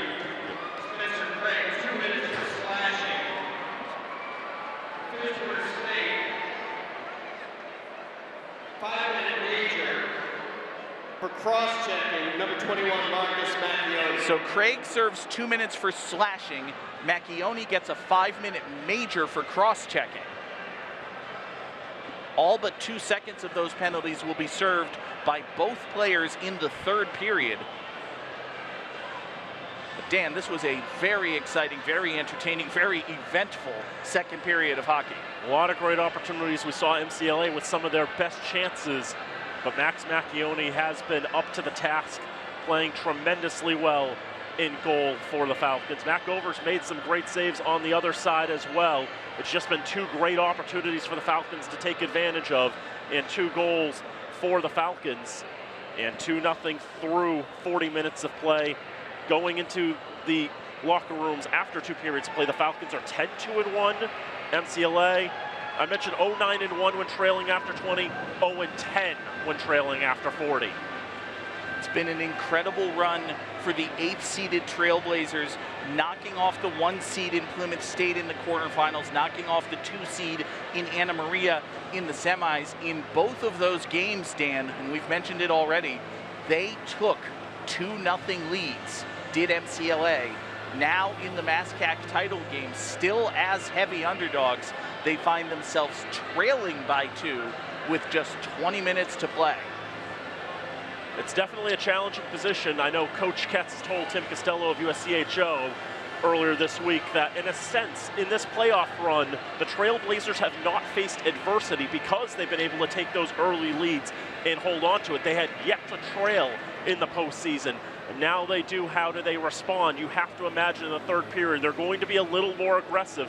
They're going to be more in the hunt for goals. They need to find themselves 3 goals to win a MASCAC title, and they need to find 2 of them in the next 20 minutes. And on the other side of the equation, for Dean Fuller, looking for another conference championship. For Fitchburg State, it would be their first MASCAC title in 7 years. You know, you mentioned it to me, between the first and second period, I think it was, the gap between their last 2 MASCAC titles was 7 years. It's 7 years since the last title in 2018, 7 years before that in 2011.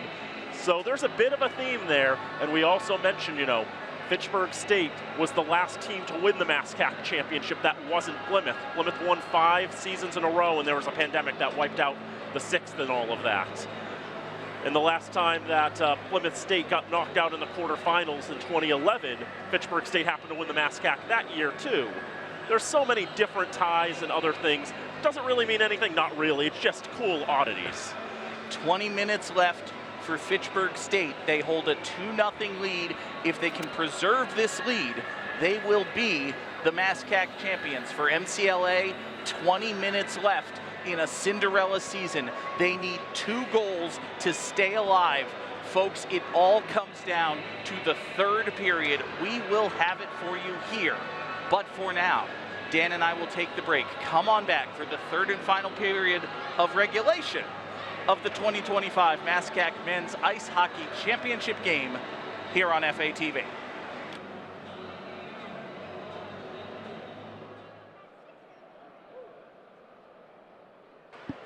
Back here at the Wallace Civic Center, getting ready for the third period of the 2025 MASCAC Men's Ice Hockey Championship game.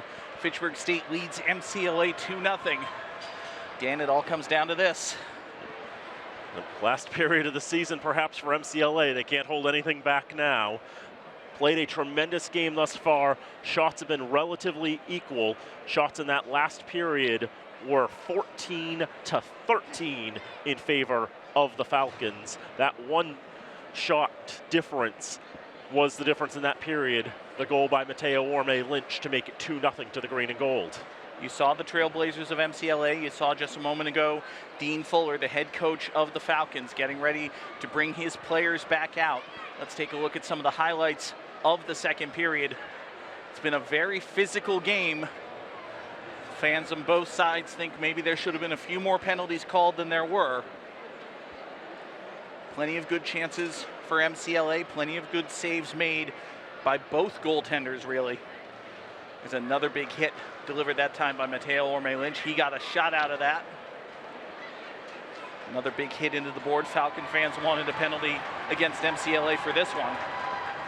It was a rush of just a shout from the near side when that went uncalled. Nick Milhorn had a golden opportunity there, denied by Matt Gover. Gover's had a tremendous game. Max Macchione, his counterpart in net, has had a tremendous game.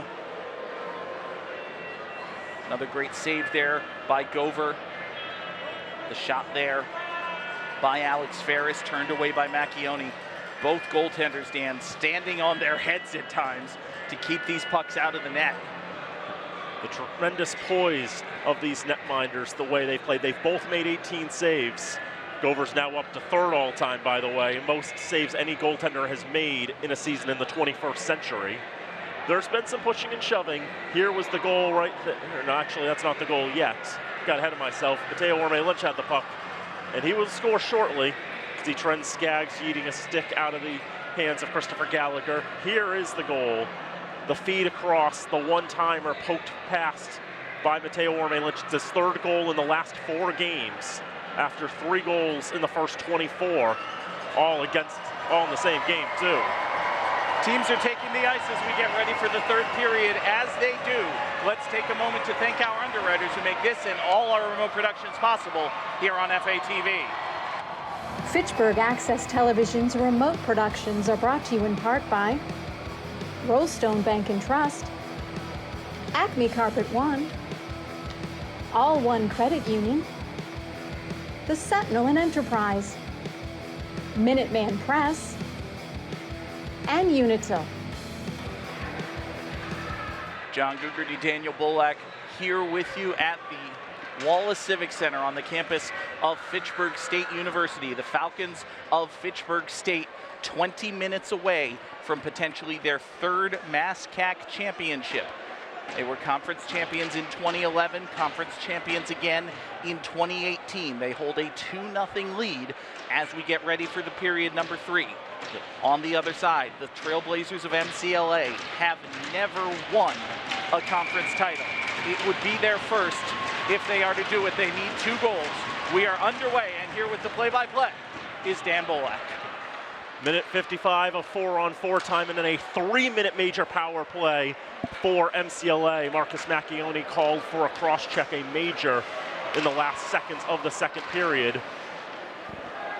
But Spencer Craig was guilty of slashing, and thus he has to sit in the box for 2. Done behind the net, he slammed into the boards. Wraparound chance denied by Macchione. Dunn will go behind the net around to the right side. Stretched it up, tried to find Skaggs. Sort of swap places there. Skaggs, sometimes you see him getting up into the rush, playing as a forward sometimes, but he is a defenseman. Had a great opportunity on Gover in the second period that you saw in that highlight package as Shane Green gains the blue, but Alex Ferris had jumped the line on the far side. If I may quote a movie for a moment, every Trailblazer was in the correct position on the ice, save Ferris. Been sitting on that all game. I finally had a chance to deploy it. Very happy with myself.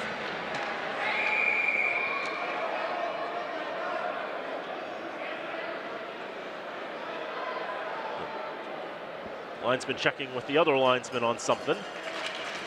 Face-off won by the Falcons. They're rushing straight forward. Here's Beauvais on the right side. Shot stopped by Gover. Rebound, another save by Gover.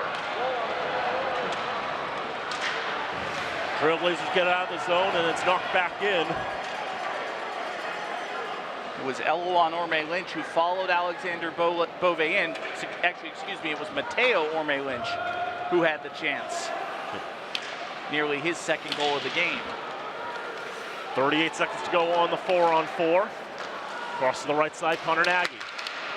Circles around, keeps control of it. Shot from the left side by Charlie Adesta was wide to the left. In the right wing corner, Shifrel trying to win that puck, but taken by the Falcons. Bronte out of the zone. Here is Mateo Orme-Lynch. Gets the blue line, says, maybe not. Thinks better of it. Gonna wait a little bit, bide the time. Play a little bit of keep away. Maybe they'll even wait for the penalty on Craig to expire. And then they'll dump it down the ice when it expires so that they can get a free ice. And that's what they're gonna do, lo and behold. But Charlie Odessa will actually knock it down in the neutral zone. He'll take control of it, and now a major power play for MCLA over the next 2 minutes and 50 seconds. Just their second power play of the game. It is the second power play of the game, offside against MCLA. Dan, I know it's not mathematically the case. You can score 2 goals in a matter of 10 seconds if you put your minds to it and get lucky. From a feels perspective, if you are rooting for MCLA, you desperately want a goal on this power play. It would be huge to stemming the tide. Trailblazers win the draw. Kate Herrera, touch for Green. Green will skate it up the center. Try to get it past the Falcons, goes to the left side, gets his own pass for Herrera on the near side, taken by Fitchburg and sent out of the zone. Falcons looking for their second trip to the NCAA tournament. They win in 2018, did not get to go in 2011. The MASCAC was in their second year of probation before they could get their automatic bid. MCLA, as we said, have never gone there in ice hockey and have never won a conference title. Only the 3rd time they've ever played for a conference championship. Second time as MCLA, and the first time as the MCLA Trailblazers. As a note, too, they were the MCLA Mohawks. In 1982, they were the North Adams State Mohawks. Still 145 on this man advantage for the Trailblazers. Odessa back into the zone, just swarmed, and it's cleared again. Falcons are not doing anything silly. They are playing no-nonsense defensive penalty kill hockey. If you have the puck and there is a Trailblazer within 20 feet of you, you throw the puck as far as you can away from where you are. And they know they can play a defensive-minded game, having the 2-goal lead. So there's a shot from the right side, ricochets off the iron and straight into the 4th row on the near side.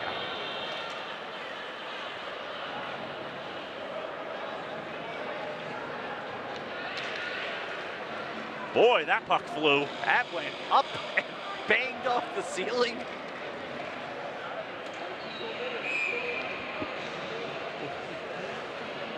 Get your breath for a moment. 69 seconds to go on the power play for MCLA. 16-11 to go in the 3rd. Falcons lead 2-0. Goals by Hunter Dunn and Mateo Orme-Lynch. That face-off does not meet the standards of ice hockey, so we'll have to do it again as soon as we retrieve the puck, which made its way all the way down to the face-off circle to the right of Matt Gover. Some more physical play there, players banging into one another even after the shot is made. Falcons trying to win the puck battle on the right side. A Falcon loses a stick first change there, and Trenton Skaggs trying to kick it out of the zone, and now stretched up the ice, and out of the zone it goes. Dan, I think we just saw why Trenton Skaggs plays hockey and maybe not baseball, because he resembled trying to make a baseball slide on that puck to get rid of it, and he absolutely whiffed on the puck. Not quite to plan in fruition. Around the boards to the right side. Cody White around, trying to look for Green now at the left point. Here's Herrera. Trying to keep control of the puck. Dispossessed by Skaggs, trying to create a breakaway, but Herrera was able to just get his stick down there. And Gover's not even taking any chances with this one, as that's sent right to him. He covers it, and Cookson sent to the ice for, I guess, just breathing on Gover. Can't have that. No. How dare you put carbon dioxide near my goaltender? Breathes only the finest oxygen and mostly nitrogen. Now up to 20 saves on the contest, 1,098 for this season. That's now second all-time. David Lyons of St. Scholastica in 1999, 1157. That's why it feels unobtainable. Past George Bozak of Scranton at 1095. Bo Zrazik of Northland. May the Northland ice hockey team rest in peace. Long live Beloit, who will be absorbing their program. He had 1091, so did Mark Doherty of RIT back in 1970, back when the Rochester Institute of Technology played D3 hockey. They're D1 school for ice hockey nowadays, but still D3 and everything else. The penalty is up to Marcus Macchione. He's out of the box. The Falcons have killed the major power play and did not concede a shot on it either. Max Macchione backhands it around to the left side and pushed forward by Dunn. Now for Milhorn. Forward for Millette. Now back for Milhorn off his stick. Ricochets up into the air, will land in the right circle and pushed out of the zone. Literally and figuratively a major penalty kill for the Falcons. It's what they needed to do, and MCLA just didn't look particularly threatening on that power play either. And that's exactly what the Falcons wanted. 14:20 to go in the third, 2-0 to the green and gold. On the right side is Schifferl. His shot is blocked. That one is going to be a souvenir as well.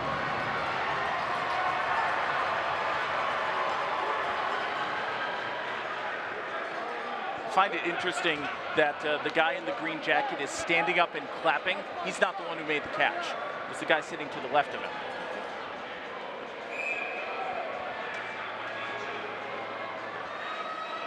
What a wonderful sight to see so many fans here at the Wallace Civic Center today for this MASCAC championship game. Whether you're here to support Fitchburg State or here to support MCLA, it's tremendous to see. You said it before, Dan, and I think I agree. We have never seen more people here to watch hockey at the Wallace Civic Center.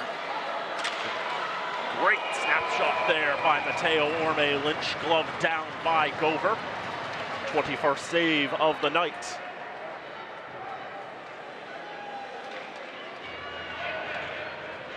Another draw coming to the left of Gover. The 4-seed Fitchburg State, the 8-seed MCLA, the winner to the NCAA tournament. It's a tremendous story, no matter how you slice it up. They battle forward to the left circle. So much effort, so much of a fight to try to win that puck. Just do anything with it. Near side nudged along, that'll be on target. And Gover will knock it down, paddle, and cover it with the glove. Dan, you used a word just a couple of seconds ago that I think really describes this entire game, and that word is fight.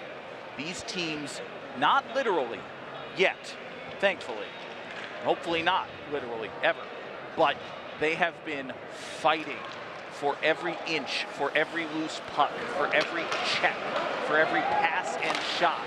It has been a fight and a grind for both of these teams.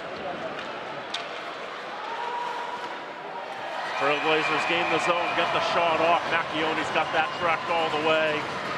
That's the first save of the period for Max Macchione.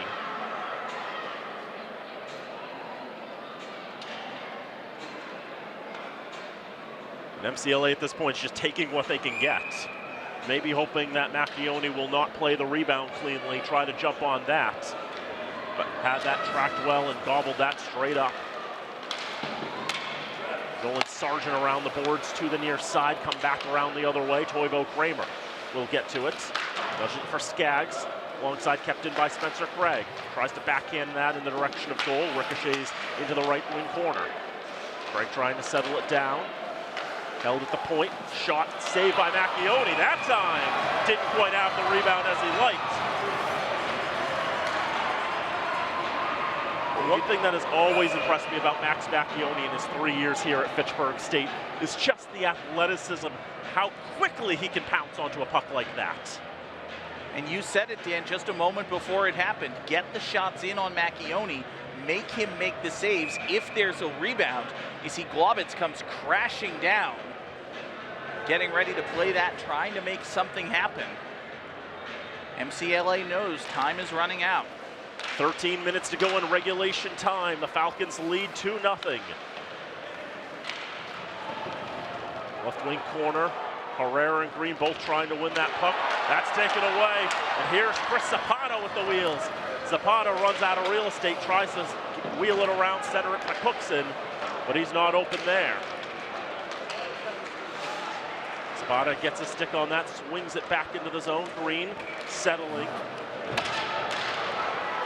Now a turnover, but Cookson can't hold on to that puck. The Massachusetts College of Liberal Arts, in case you couldn't figure out what MCLA stands for, gets the pass up to Easton Moore. Now on the left side, trying to go for the wraparound, flew off the stick. Craig through lots of traffic, doesn't find its way through. Another chance. That's stopped by Macchione.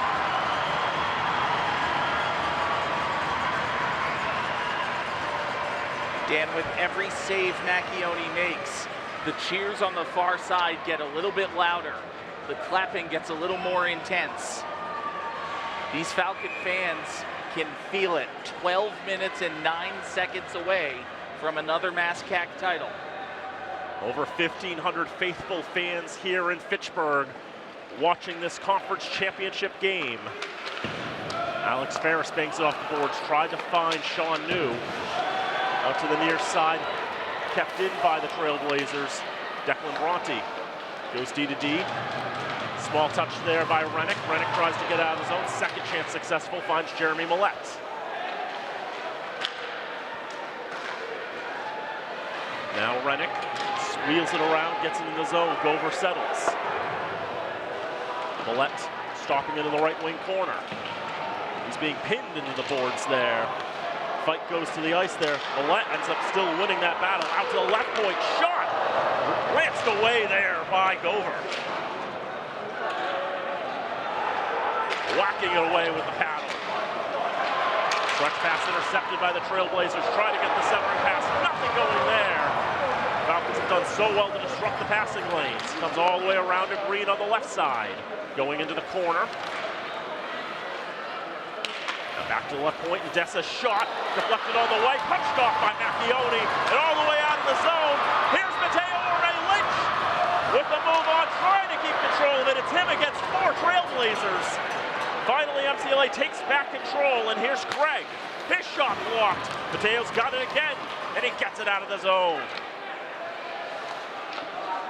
Backhanded back in again by MCLA, and they'll get some fresh legs onto the ice.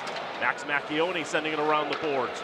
Craig settling, 10:33 to go in the third period. It's gonna feel like an eternity for all the Fitchburg fans out there, maybe even just as much for the MCLA fans. Stretching up, here's Eloan Ormailich. He shoots, that's wide. Didn't miss by a whole lot there.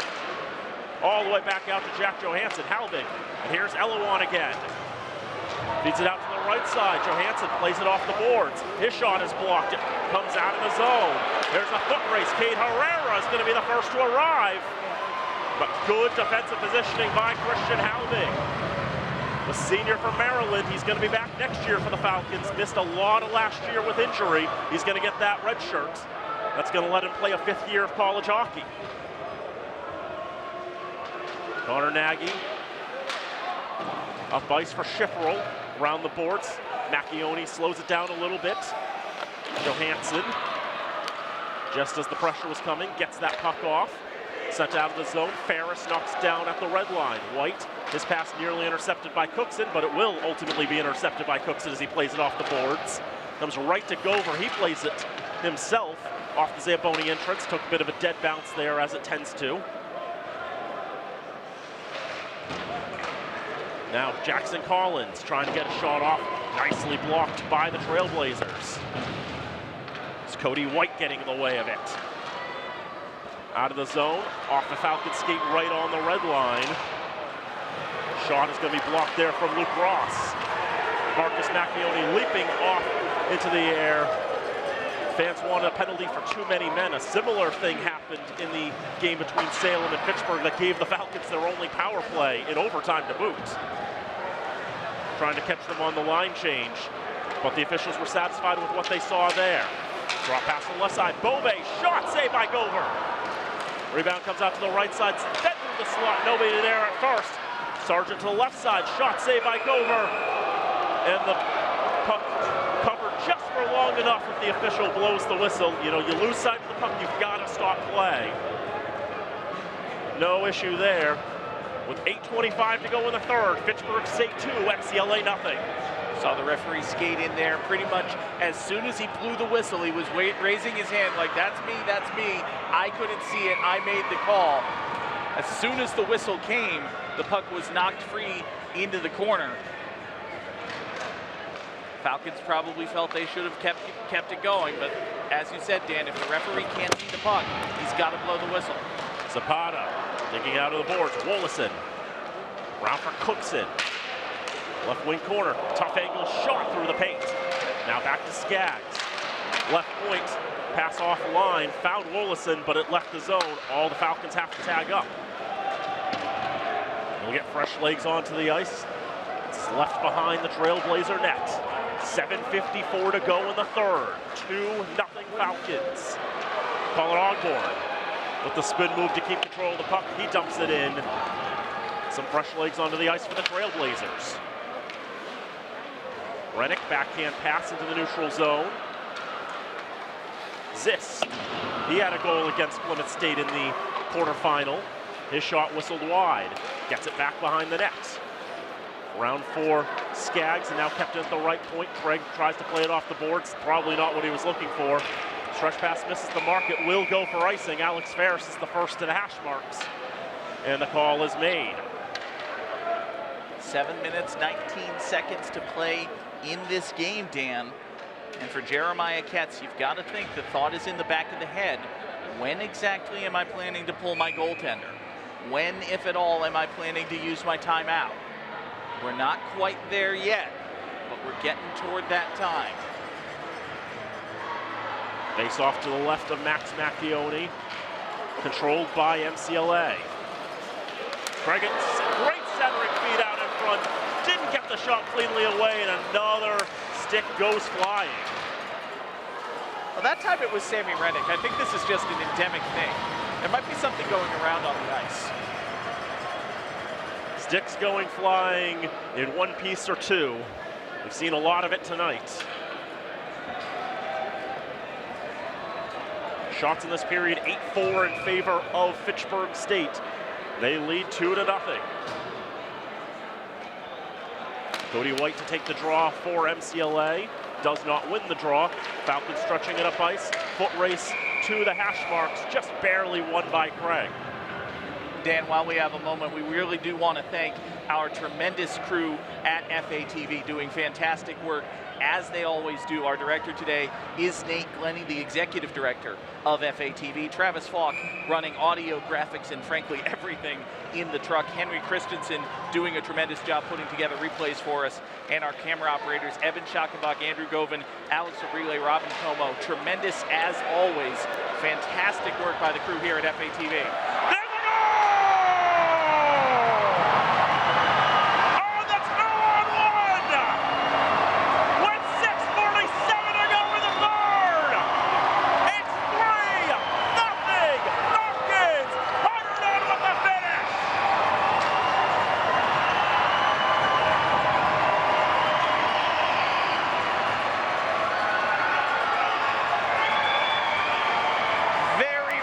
Of the second goal.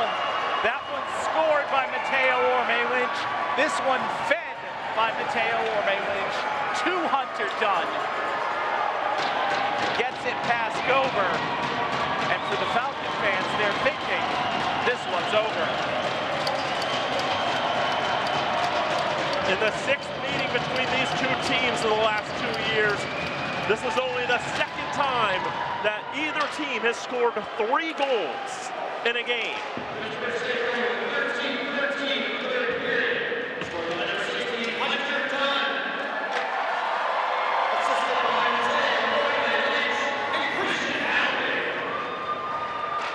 If MCLA cannot perform a tremendous reversal of fortune in the next 6:25, they are not going to come away with that first elusive conference championship. Here's another 2-on-1. Jackson Collins across for Zapata. Gover's down.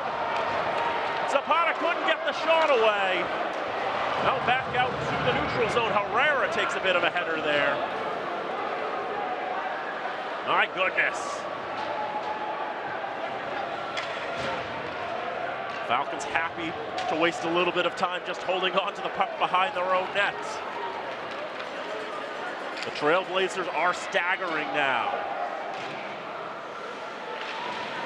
The transition, the 2-on-1. I mean, every time it's been the Falcons able to break MCLA's meticulous defense that they've been able to get those high danger, high quality chances and beat Gover. There's not been a whole lot that he's been able to do to stop these awesome opportunities for the Falcons.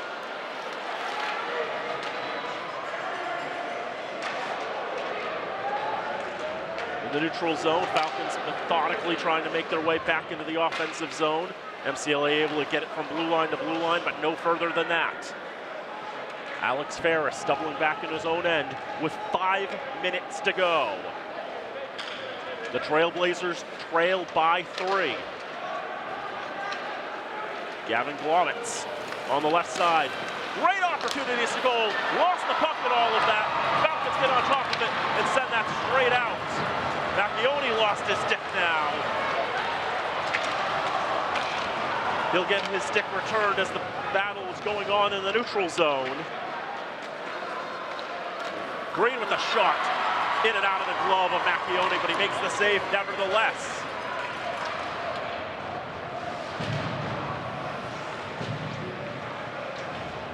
MCLA back in their own end. Here's New from Wake Forest, North Carolina. Jackson Collins is the same hometown. Toivo Kramer wires it around the boards to the near side. Out of the zone again, but the Falcons with a strong forecheck really challenging this Trailblazer side. New shot goes off the backboards. Macchione just trying to figure out where the puck is out in front. More great chances for MCLA, but again, Max Macchione shutting the door. From the right point, shot blocked by Macchione.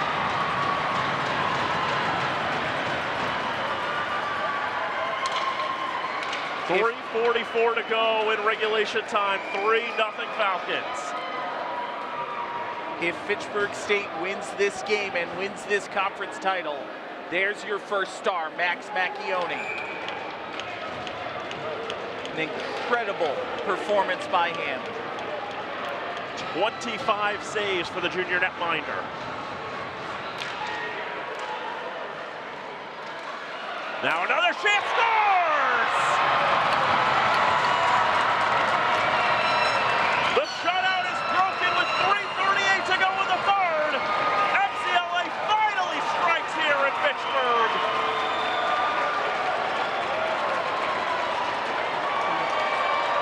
Kate Herrera leads the handshake line. The leading scorer for MCLA got loose deep in the slot. And a shutout streak of nearly 120 minutes by Max Macchione is broken with that. And MCLA's now on the board. And that's a reminder, Dan, of how quickly it can happen. Just off the face-off, a loose puck, Herrera reached in, pulled it away, and all of a sudden he was one-on-one with the goaltender. He went top shelf and beat Macchione. Less than 3 minutes and 20 seconds to play in this one, but MCLA still has a chance. Not quite out of it yet. Falcons get control of the puck now on the left side. Gover with a swan away, a shot saved by Gover as he tumbles onto his side.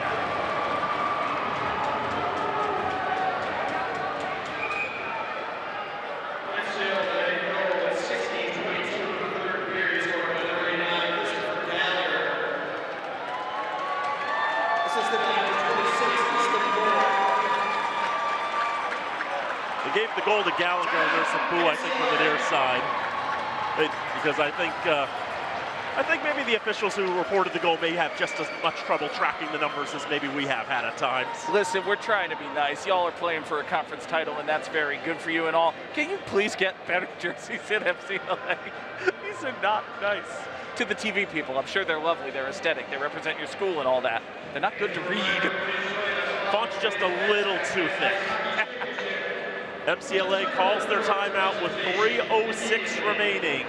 3-1 Falcons in front. You know, one of the thoughts coming in my head watching Max Macchione play in goal, the last time the Falcons were in this MASCAC championship game here at home in 2018, it was another number 29 in goal. Brian McGrath, one of the greatest goalies in Fitchburg State history.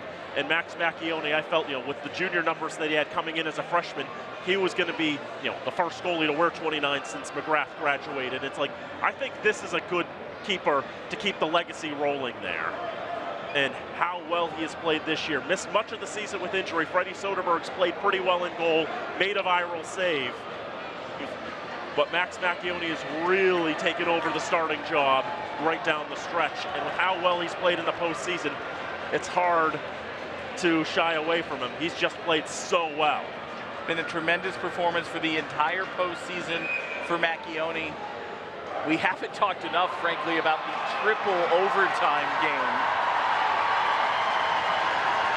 You can see and hear the crowd saluting the Falcons as they come back out onto the ice after the timeout. 3 minutes and 6 seconds away from another conference championship. 7 years since the Falcons have won a MASCAC title. 7 years before that was their previous one. Comes all the way down, will not be icing. Falcons will have to get it out of their own end. And they are able to backhand it down the ice. This is not going to make it to the goal line. Zapata gets there first anyway. Probably the fastest skater the Falcons have. This is going to go down. This should be icing. It will be. Clock stops with 2:41 to go. And of course it means Gover can't leave the net. We are very much in that time now. If you were only down by 1 goal, you might want to wait a little bit longer. But I think if I was in Jeremiah Ketz's shoes, I would be calling my goaltender to the bench as soon as we clear this puck. For the Falcons, of course, they don't want to give the Trailblazers that opportunity. Sometimes the best defense is a good offense. MCLA clears it down again. And 9 more seconds will wind off the clock there. Now down to 2:32 to go.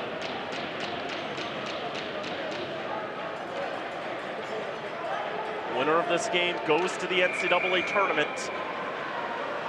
All the conference championships will be concluded by the end of tomorrow. The bracket comes out not long after that.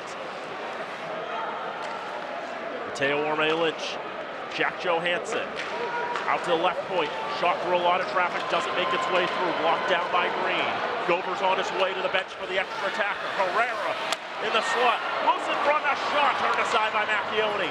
On the right side, Falcons will try to get it out of the zone. We joked about this last week, me and Nola. One of the Falcons' worst qualities is hitting empty nets. They are not very good at it. MCLA now has 6 skaters on the ice. The Falcons looking for the dagger, trying to center it, but nothing going there. On the left side, out in front, dangerous positioning, shot blocked. Second chance, Macchione down and out, still loose on the right side. And now the puck finally makes its way behind the net, out to the left side. Falcons nudging it out past the neutral zone. This is the line that scored all 3 goals. Mixed and matched, basically. The Orme-Lynches and Hunter Dunn. 1:25 to go. 3-1 Falcons in front. Skaggs out to the near side. Knocked down, shot saved by Macchione. Another chance, out to the right circle. Now Craig can't hold on to it. Keeps it in the zone. On the right side, Ferris shot. Redirected by a Falcon wide. It's Skaggs. Kept in by Craig on the left side. 1:04 to go. Another shot is blocked. Cody White gets to it on the left side. Dr. Robert Hines lets everyone know it's the last minute of regulation. And on his rear end, another save for Max Macchione. Dan, we have been in this building for some very important goals. Some playoff game-winning goals. I have never heard a celebration for a goal as loud as the roar that just went up for that save. What scenes here in Fitchburg? 54.6 seconds remain. 3-1 Falcons. A war for the draw, won by Fitchburg, poked out of the zone by Zapata. Clock stops with 46.3 to go on the icing as that puck just barely made its way across the goal line. That's also the loudest roar I've ever heard for an icing. to be clear.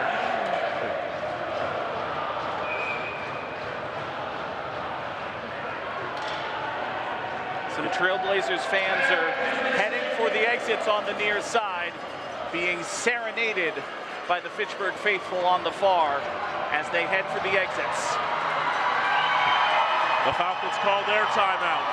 46.3 to go in regulation time. Fitchburg State 3, MCLA 1.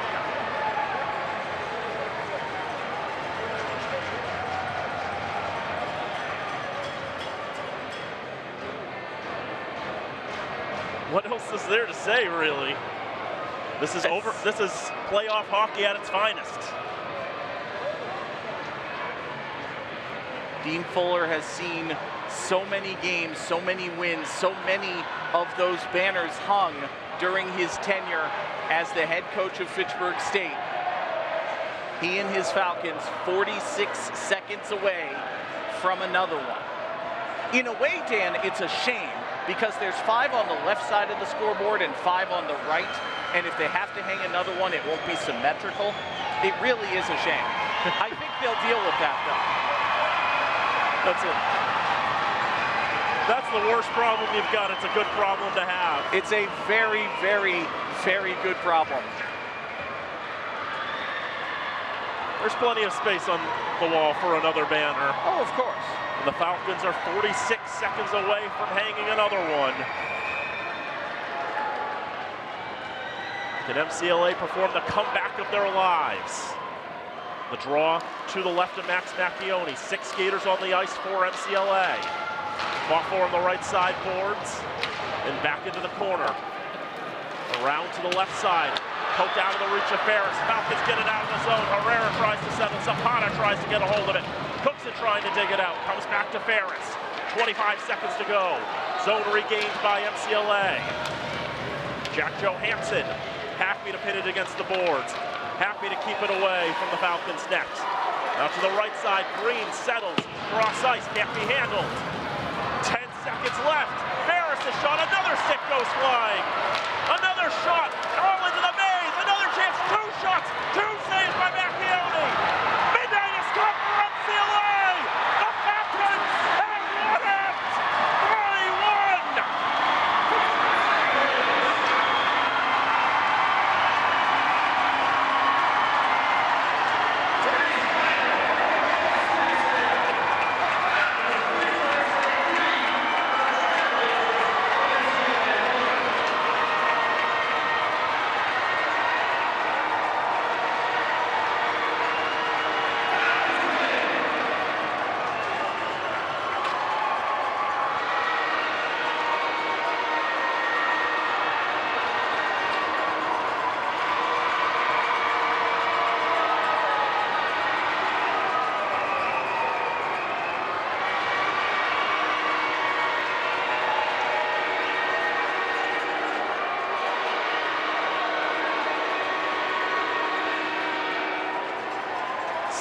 Since the last MASCAC championship for Fitchburg State, 7 years before that, since their previous MASCAC championship. The time has come, and the Falcons, for the 3rd time, are MASCAC champions, and for the 2nd time in their program's history, will fly on to the NCAA tournament. They were the number 4 seed. They had to win here to get past the quarterfinals. They had to win on the road in triple overtime to get through the semifinals. They had to get a lot of help from their opponents today, MCLA, to come back to Fitchburg to play in the title game. And when they needed it, Fitchburg State found the goals, found the defense. A well-deserved victory. They are the 2025 MASCAC champions.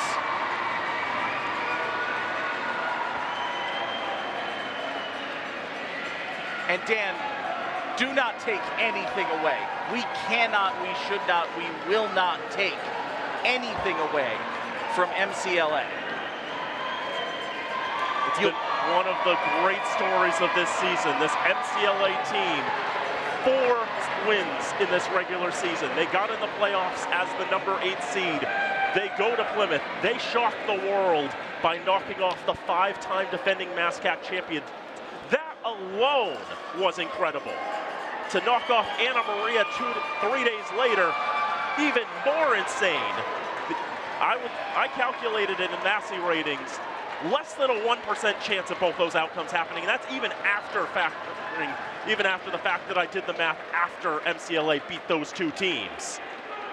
It was incredibly improbable that the Trailblazers were even going to make their way here. And they've played a tremendous hockey game, keeping it close throughout. The Falcons took advantage of their opportunities where they came, and all 4 of these goals were just taking advantage of small defensive breakdowns. It didn't take much. MCLA played a tremendous game, a tough game. Both teams played an incredibly tough game. The Falcons emerged victorious thanks in large part to that man right there, Max Macchione. He faced 29 shots, he stopped 28 of them. The Falcon skaters did enough. They put 3 past the incredible goaltender of MCLA, Matthew Gover. Macchione did the rest. Gover finishes this season with 1,106 saves, second most in any season. And there you see the embrace, the mutual respect between those two fantastic goaltenders. And they're both coming back. They're not going anywhere. Macchione's a junior, Gover's a sophomore. These two are going to be dueling for a while there. And I can see all these hugs given to Matt Gover because there's a lot of respect for what he has done as a goalie for MCLA. How many games would MCLA have won without him in goal? It's hard to really say. He has been such a good goaltender. Obviously, we mentioned the champion pedigree, the 2-time MASCAC Golfer of the Year. But in this sport, in ice hockey, he's done quite well for himself here too, helping MCLA get as far as they have. And it's been an incredible story to watch for this Trailblazer side. They only have 1 senior on this roster in Matthew Castillo. Pretty much everybody in blue and gold, or blue and yellow, however we want to refer to it, pretty much everybody's coming back next year. And you know there's a lot more growing for this Trailblazer side to do. After all, just their 2nd season since bringing back ice hockey, and they already got to play in a conference championship game. And for Fitchburg State, last year when they made it to the conference championship, I'm going to let Dr. Robert Hines speak here. Please direct your attention to center ice for the announcement of the 2025 MASCAC Championship Awards. We ask all players and head coaches who are announced to please come to center ice to receive your award. Presenting today's awards is the Commissioner of the MASCAC, Angela Bauman. At this time, would the captains from MCLA please come up and accept your MASCAC Tournament Finalist Trophy.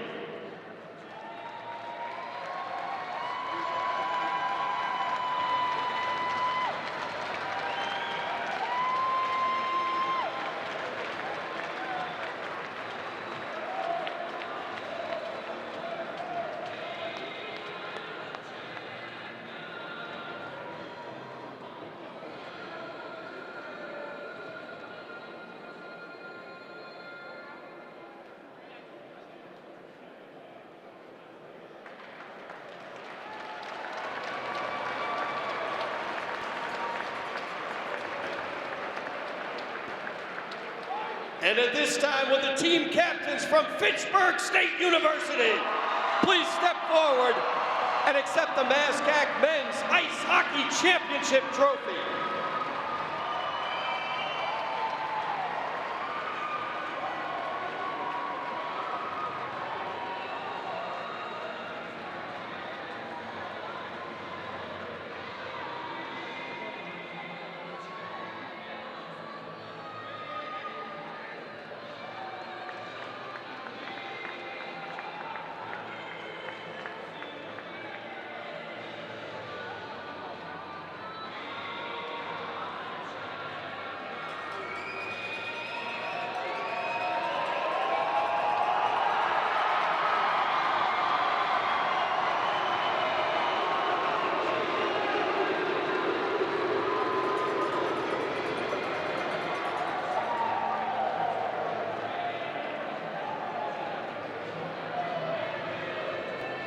Fans, this year's MASCAC Ice Hockey Tournament MVP from Fitchburg State University, number 16, Hunter Dunn.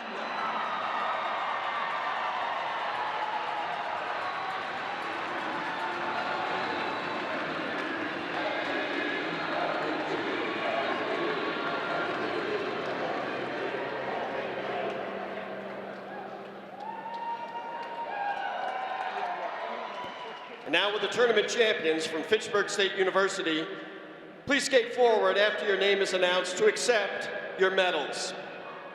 Number 2, Nolan Sargent.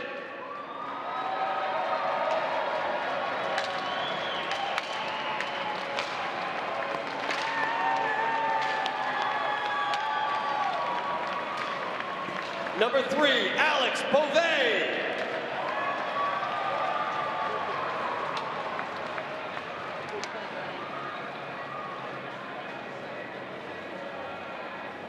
Number 5, Oliver Cookson.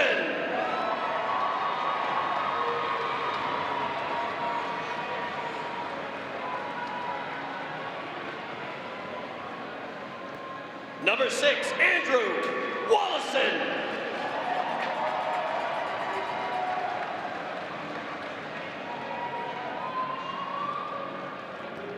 Number 7, Jeremy Mellon.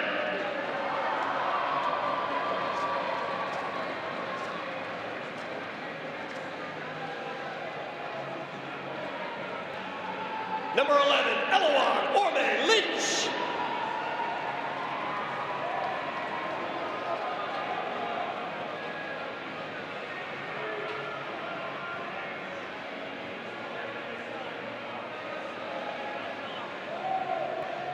Number 12, Toivo Kramer.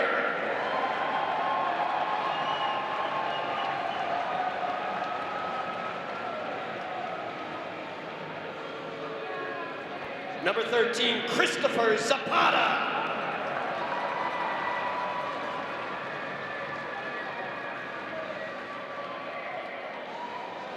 Number 15, Trenton Skaggs.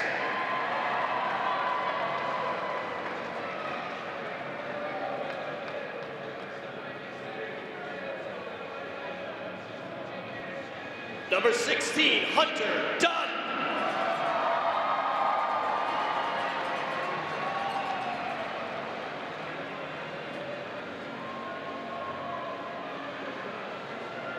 Number 17, Mateo Orme Lynch.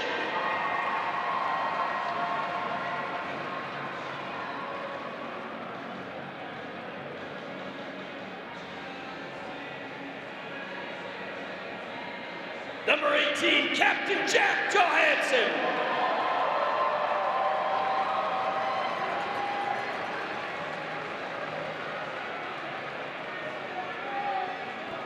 Number 20, Christian Halbig.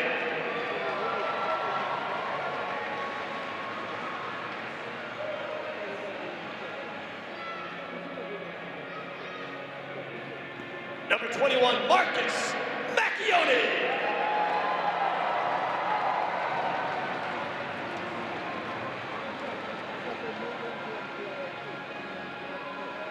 Number 22, Samuel Rennick.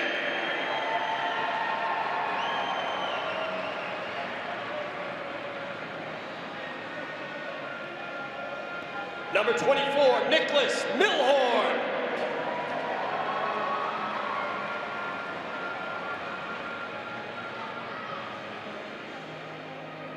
Number 25, Isaiah McKinney.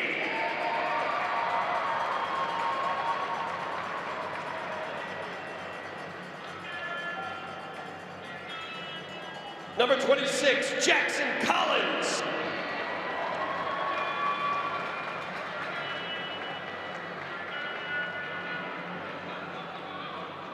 Number 27, Declan Bronte.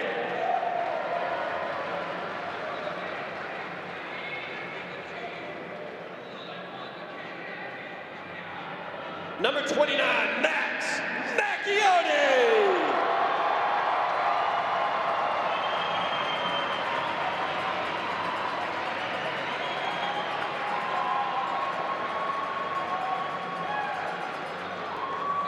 Number 30, Frederick Soderberg.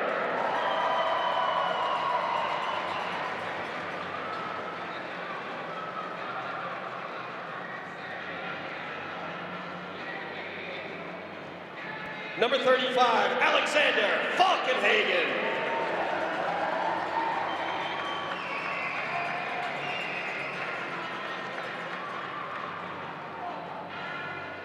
Number 1, Jake Handy.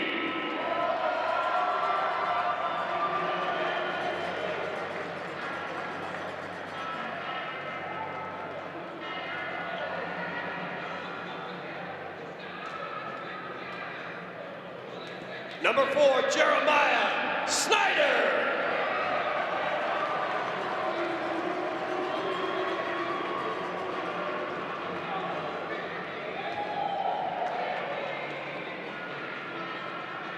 Number 8, Jack Saavedra.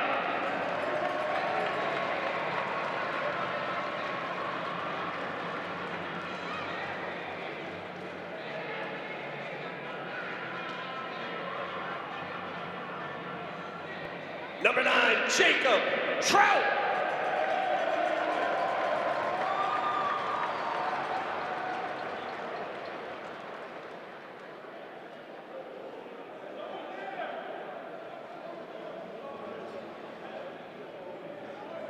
Number 10, Michael Imala.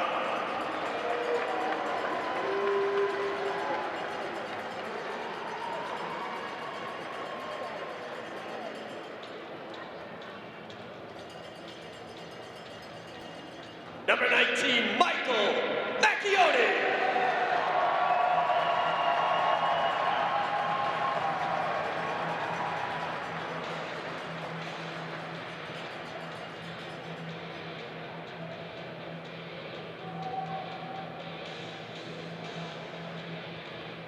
Number 23, Nicholas Weber.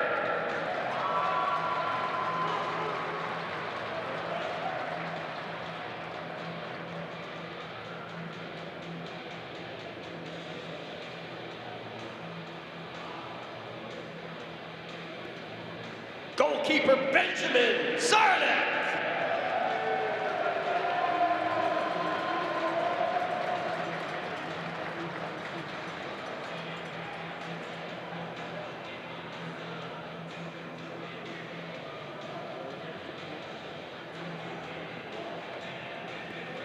And your Fitchburg State University coaching staff, in his 41st season, head coach Dean Fuller.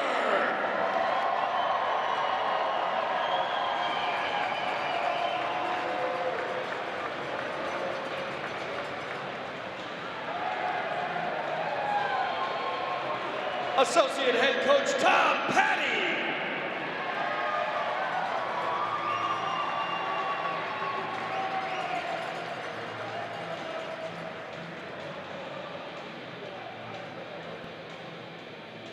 Chris Kine.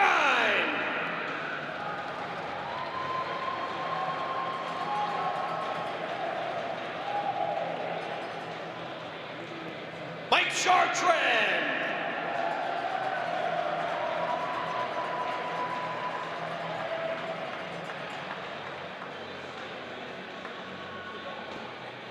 Josh Miller.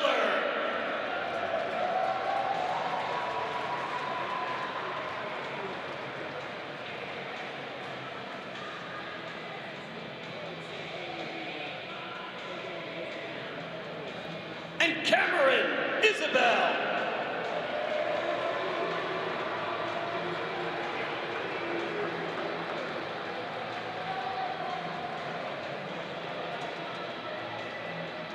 Ladies and gentlemen, your 2024-2025 MASCAC Men's Ice Hockey Champions, the Fitchburg State Falcons. Congratulations.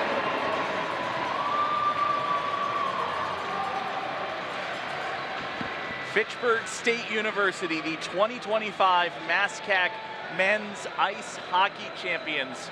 Congratulations to the Falcons on another well-earned MASCAC title. As they assemble to take the team photo and get ready to celebrate their MASCAC championship. Dan, what a ride for these Falcons. Yeah.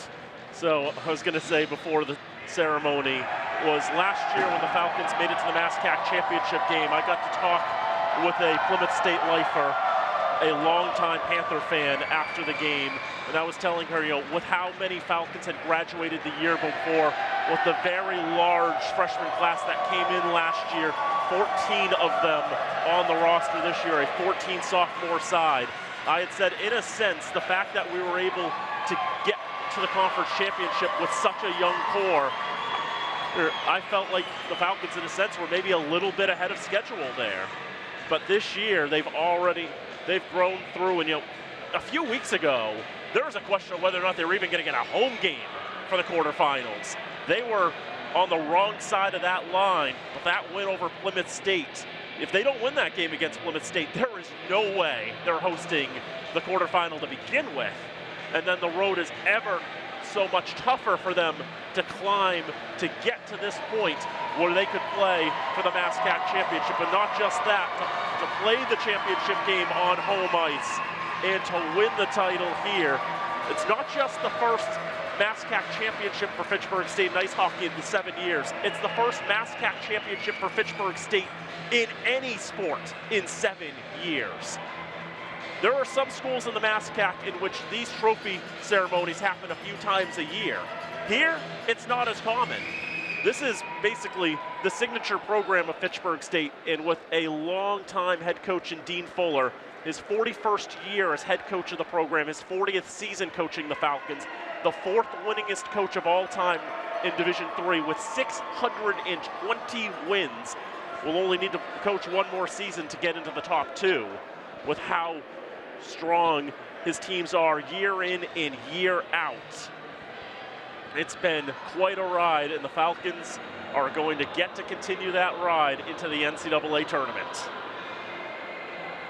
Tremendous season, a tremendous run through the playoffs. Victorious in the quarterfinal here, victorious in triple overtime on the road in the semi, and then returning to Fitchburg to play the title game. The Falcons, one more time, are the MASCAC men's ice hockey champions for 2025.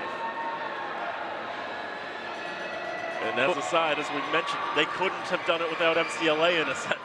Absolutely. MCLA played their hearts out getting here. They knocked off the 1 seed. They knocked off the 2 seed. Fitchburg State knocked off the 3 seed. Falcons were the highest seed left, so they got to come home, and they took full advantage on their way to a 3-1 victory and the 2025 Men's MASCAC Championship. One more time, I want to thank our tremendous crew here on FATV. Our director, once again, was Nate Glenny. Camera operators, Evan Schockenbach, Andrew Govan, Alex Fabrile, Robin Como, Travis Falk running audio and graphics and everything else there was to run in the truck. Henry Christensen on replay. Dan, do you have any final thoughts on these Falcons and their conference championship? It's been a roller coaster season. There are the 2 goalies, Max Macchione and Freddie Soderberg, who have led the charge and goal for so much of this season. One more prayer circle for the Falcons before the trip to the NCAA tournament next week. It's been a roller coaster. They started out 7-1, looked like this is a team that could contend for a regular season title, that could dominate the conference. Then the wheels got wobbly. They dropped a number of games in a row, had one of their longest losing streaks in program history, in fact, and had to sort of fight their way to get back into a position where they could succeed. Were able to sneak in as the number 4 seed, get that home game in the quarterfinals, take care of business against Worcester, win a war of a game against Salem in triple overtime, the longest conference champion, the longest playoff game in Fitchburg State history. I think the next longest was in 2011 when they knocked out UMass Dartmouth in the semifinals in double overtime. So there's another parallel of the Falcons do X, then they win the championship. There's been quite a few of those, and today they played the game that they needed to take down MCLA. And now the Falcons will get to fly again to the NCAA tournament. Again, just the 2nd time that Fitchburg State has been able to play in the NCAA tournament. Didn't have an auto bid in 2011 when they won the MASCAC title. They got it the following year. Didn't have an auto bid in 1999 when they won the ECAC Northeast. they got it the following year. And then the other championships were just a different culture and a different time. They only let 8 teams into the field.